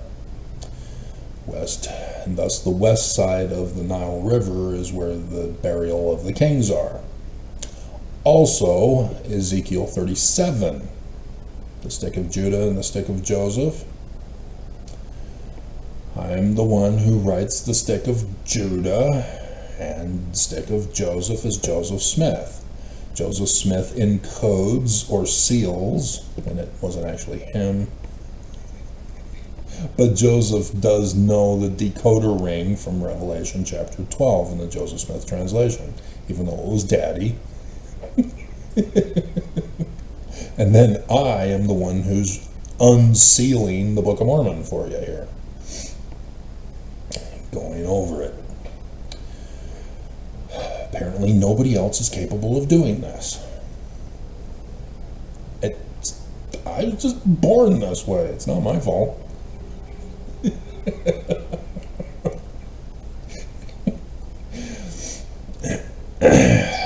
So yes, I refer to Brigham Young because these are prophecies. Brigham Young fulfilled it.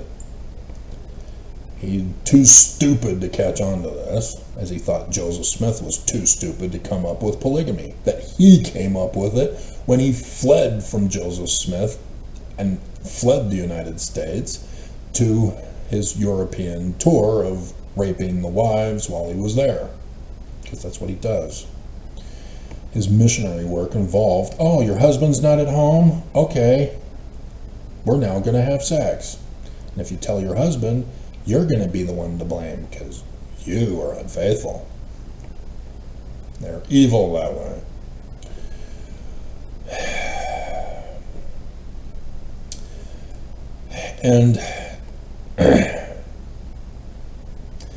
And so Isis raises her son, the church in the wilderness, also Revelation chapter 12, that's also in there,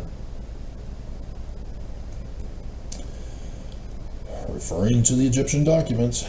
This is what it's all talking about, the coming of the birth. And so gives birth to Horus, and she teaches him all about the religion, the order of Amen, for which we use Melchizedek to avoid the too frequent repetition. He is son Amen. It's his birthright and blessing to take the throne away from Nelson and Oakes now. And so she escapes the armies of Set, who tried to murder her, exterminate her. And David then comes out and teaches him all about government, preparing him for when he is 18 years old to take over the throne as a missionary at 19, with a new name, Nephi. May 6th, in the Temple of Angels. Yeah, there's not, the stories have to be understood generally, but there are specific fulfillments of the prophecies that are separate from the latter-day prophecies. They know every single detail about my life. And it's very uncomfortable when I come across new ones. Hey, how did you guys know about this? That was a super sacred secret. And I have no privacy. Whoa. Yeah. Mm.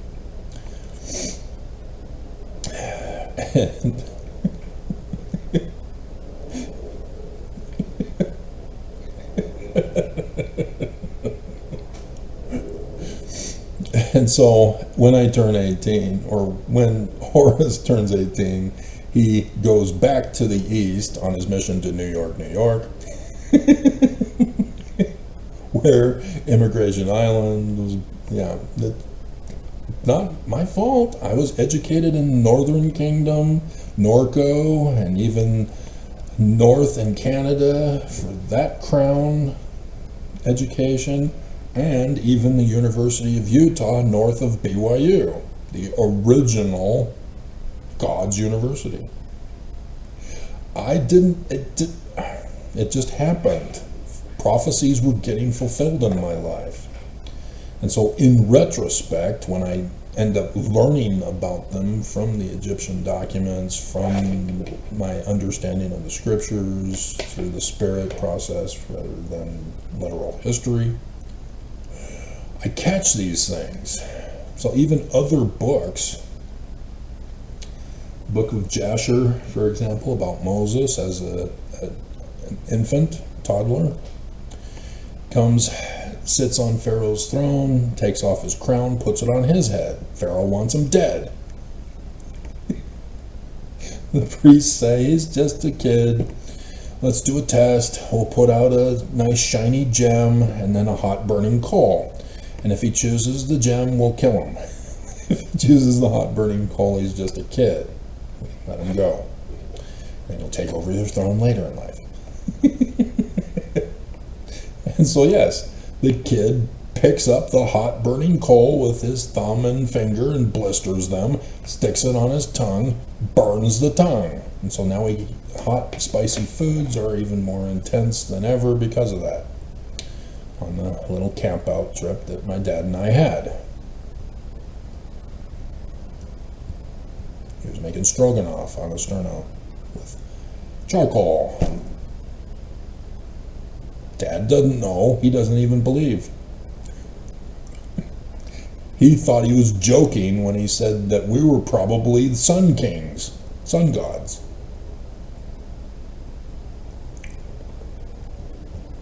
He doesn't know. He knows we're British Druids, and he knows that it was a secret name that they didn't reveal, but he doesn't understand why. Because he took the Egyptian test on the computer and failed.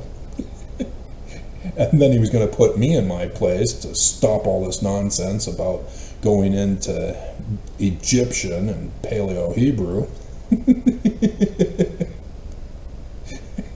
by having me take the test and showing how I know nothing and I'm good for nothing and I need to quit and get a real job and a haircut.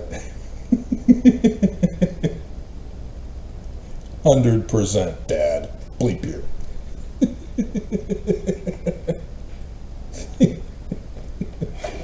So yes, even in the Egyptian stories of the contest between Horus and Set, Father Amun favors Set, Todd, over Immanuel. Horus, bleep you, Dad. So yes.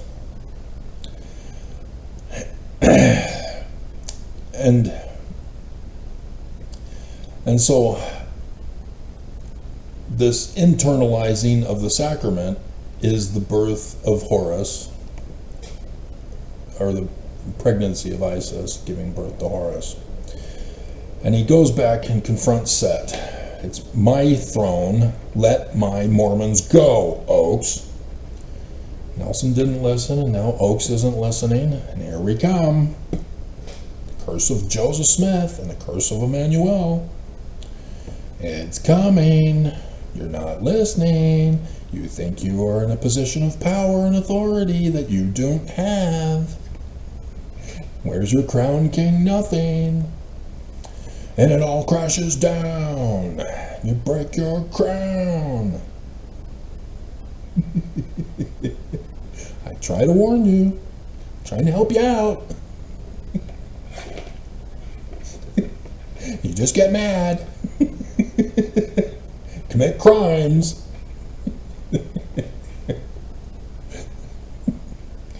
And so there's lots of different contests to try to show who's the rightful king. And in the end, Isis then tells her brother Jacob, give your brother a bowl of porridge, called a tossed salad and scrambled eggs. Yep, salad in the actual story of the Egyptians. And special sauce. Remember, family show, not for families.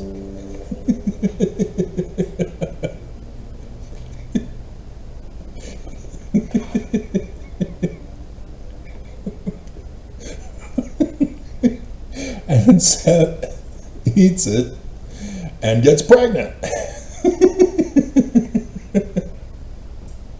And gives birth to the branch. This top branch of the cedar of Lebanon. All ties in together. And so that birth of the baby branch is the proof of the genealogy of Horus that it's his right to take over the throne. And Father Amun has no choice but to grant him the kingdom. Begrudgingly. And so Set is then banished back into the west, into the deserts to die. And therefore his wife now needs to be taken care of, and she is given to Osiris, his brother, because that's the law. When your brother's wife is widowed, she is taken care of by the brother. It's typically the firstborn birthright brother, or the oldest brother, unless you are the oldest brother who dies, then it's the next youngest son, the brother. And then if there is no brother, then, oh crap, then you have to play a harlot to get Judah to have sex with you.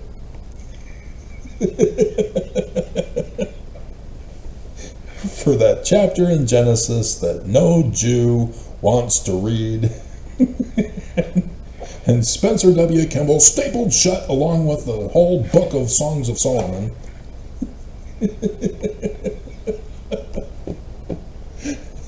There's no redeeming value anywhere in this.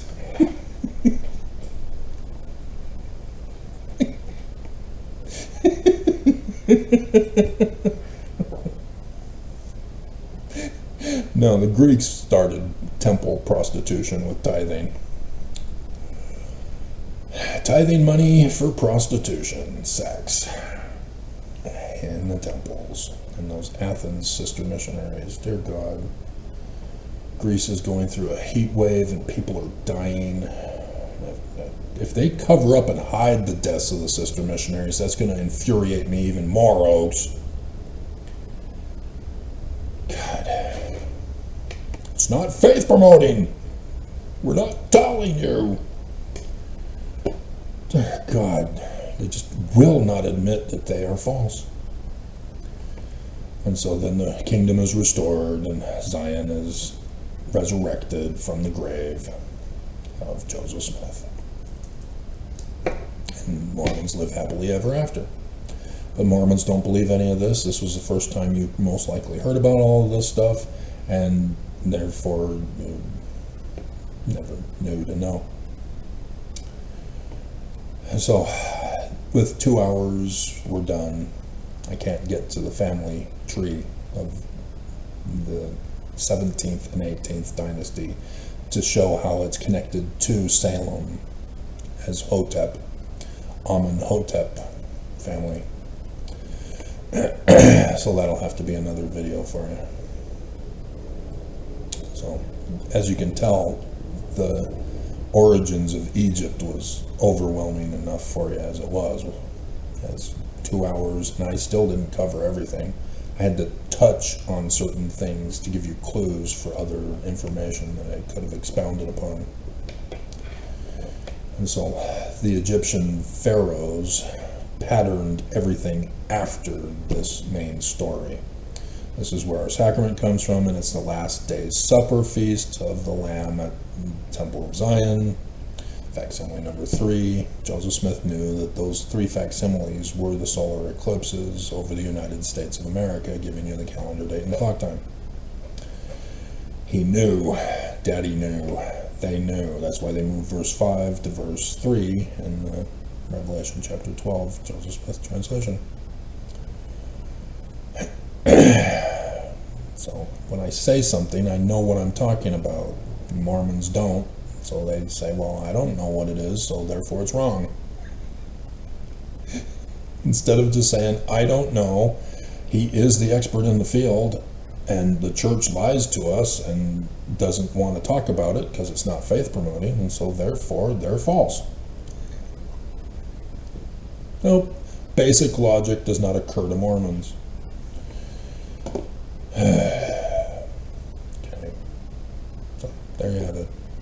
So I didn't get to go over all of the other scriptures that come from the actual history of the pharaohs of the 18th dynasty, such as Mosiah, who's the founder of the 18th dynasty, even though he's the son of the final pharaoh of the 17th dynasty, which means it should still continue on as the 17th dynasty, not the 18th dynasty. But isn't it interesting how the 17th and the 18th dynasties are number 17 Nelson and number 18 Oaks?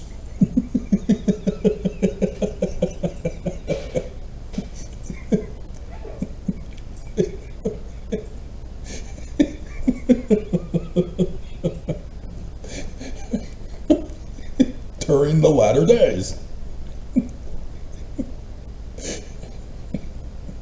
I could keep on going and going. Hatshepsut, for example, the first queen of the 18th dynasty. There was a previous woman in the old dynasty, but for the 18th dynasty, she went to the Amun priesthood to say, you know, my husband's dead early, but hey, in our genealogy, my mother was impregnated by Father Amun, who came from outer space without a flying horse and without a spacesuit and a spaceship to the queen's chambers, gave birth to me.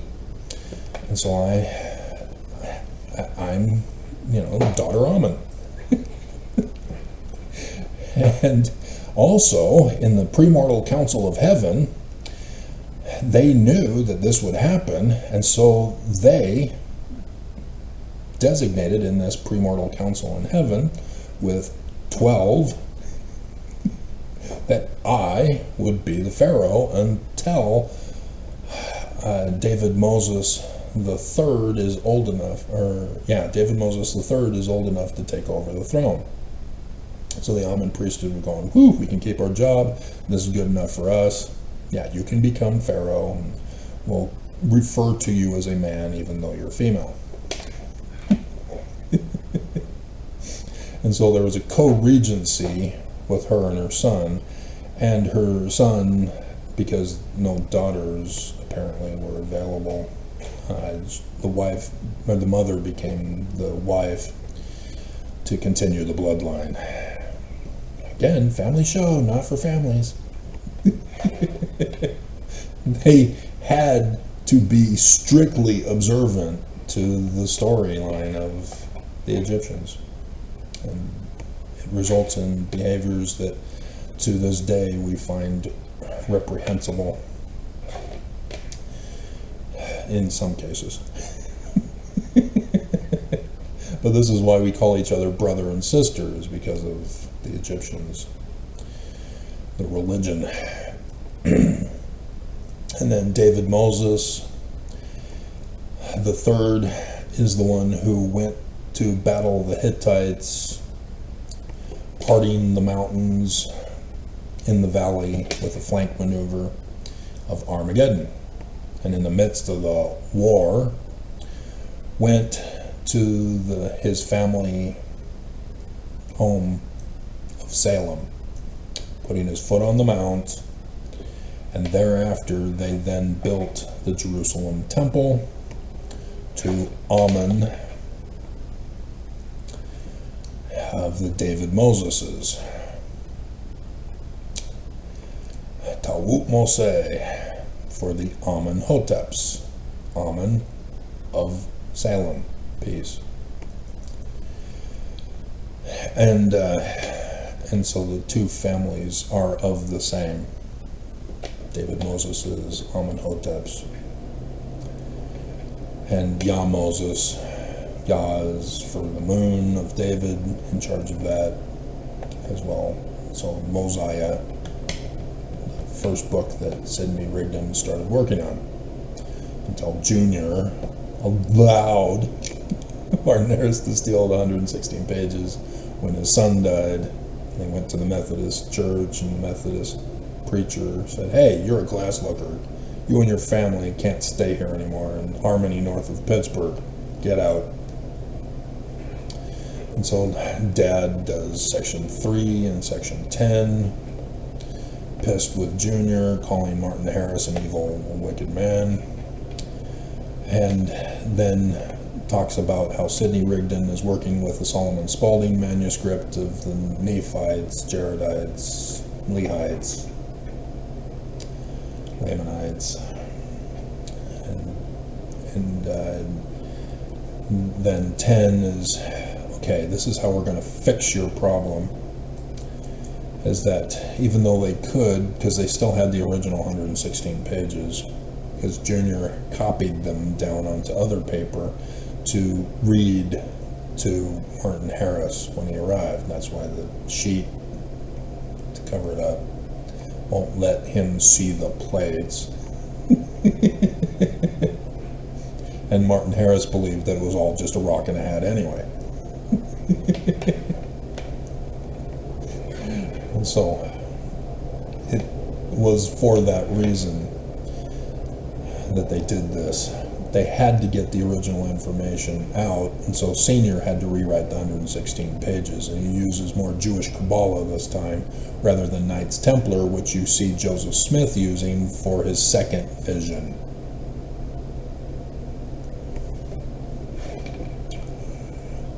And everybody misses it.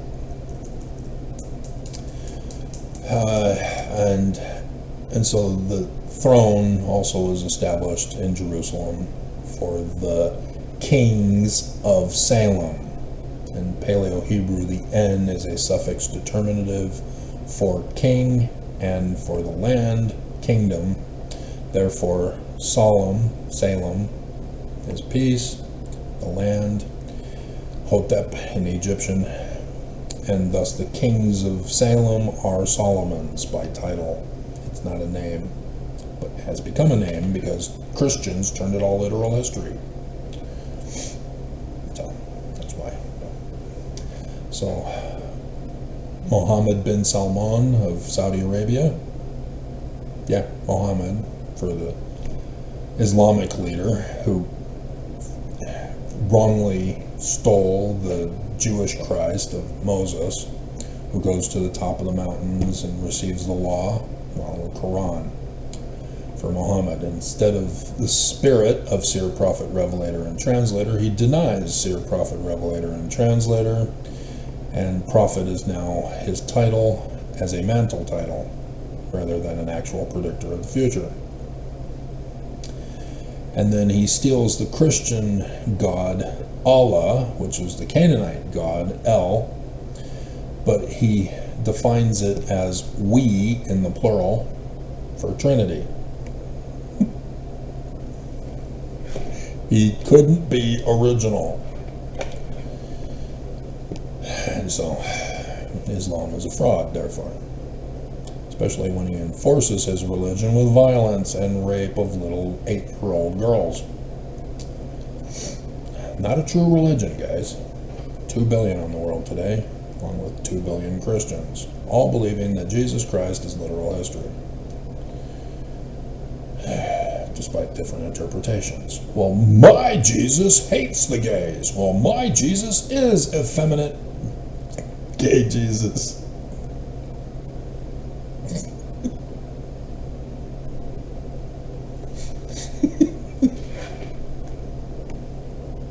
We're so screwed as a people. We're all doomed.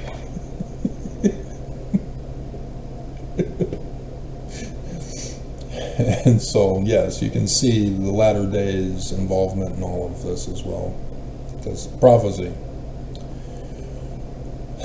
giving you calendar dates and clock times for the 3 solar eclipses over the United States of America for the first letter of the Paleo-Hebrew script and the last letter of the Paleo-Hebrew script, which is the word for sign or mark in Hebrew, which you can't just use one word for the definitions, but nonetheless, that's what you know as a basic knowledge if you know anything about it at all. And thus, it's the calendar dates and clock times for the coming of the Jewish Christ, Horus, of the Egyptians. Me. And all you had to do was run the buy the fruit test, and you just won't do it. So we ain't going to Zion. It ain't gonna happen naturally. There are things in progress that if they don't happen, it ain't gonna happen. We were warned about this. So, lots of other stuff. Even Akhenaten, with his Akhenaten, horizon of Aten city, was the New Jerusalem in similitude, the Armana city, for which Joseph Smith refers to that in section 84, I think, going over how the priesthood from Adam and then to Moses, and then Moses was taken out of their midst because the Mormons were wicked, and thus the holy priesthood also. That's what Akhenaten did. He got rid of the Amun priesthood and replaced it with the Aten priesthood, which is sun disk, as Egyptologists can best figure out. They just don't get it. But now the sun has arms for the laying on of hands on the person's head from the priesthood of Amun, and nobody understands that either. And so yes, this would be further explanation that I have to rush through to finish the video. Because I can keep on going and going and going and going and going and going and going, and the video only has 3 hours when it shuts down automatically because the time's up. Even though I set it for 4 hours, it does it for 3. The bleeping hell.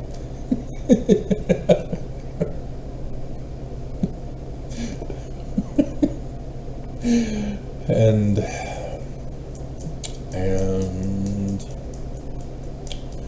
so that's what Joseph Smith is referring to.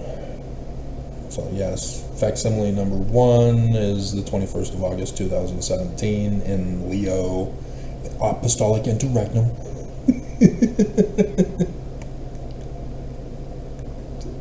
They fall for it every time. They don't understand. You guys are the enemy, so I mock you. And I pick on you. And I do it through spirit. And you fall for it every time. Because you don't have the spirit and you don't understand. And so, for me, it's hilarious. And it pisses them off, and they get angry. They commit crimes. And it just makes it worse for them. As now Alyssa Grenfell and others, even Candace Owens, are destroying the church. They were so concerned about me.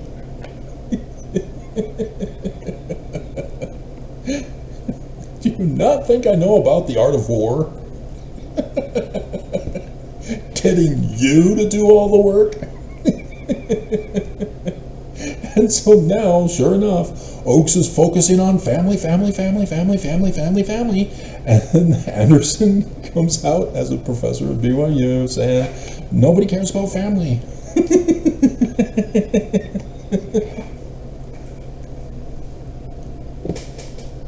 My brother failed.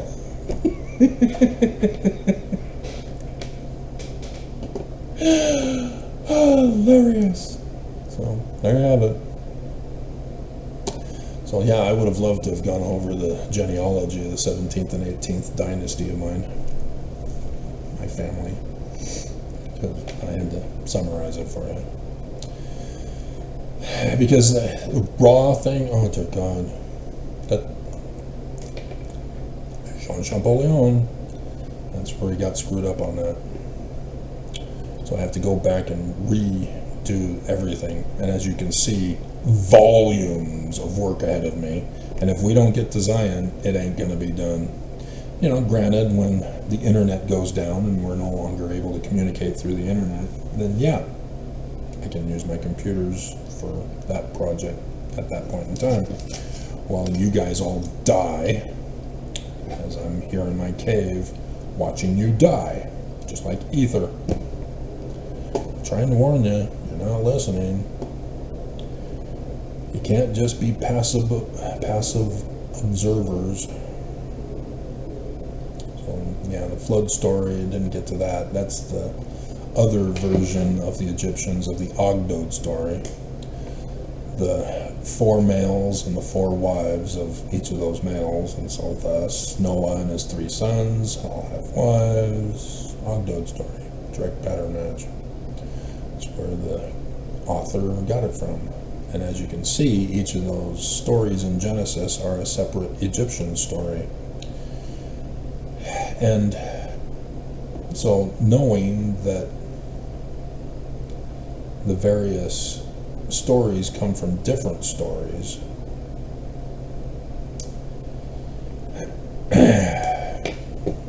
ooh, that is an idea for a picture. Okay.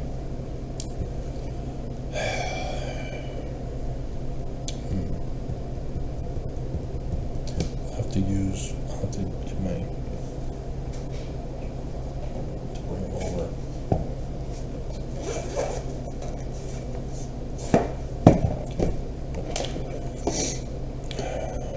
So, lots of stuff that I just couldn't get to.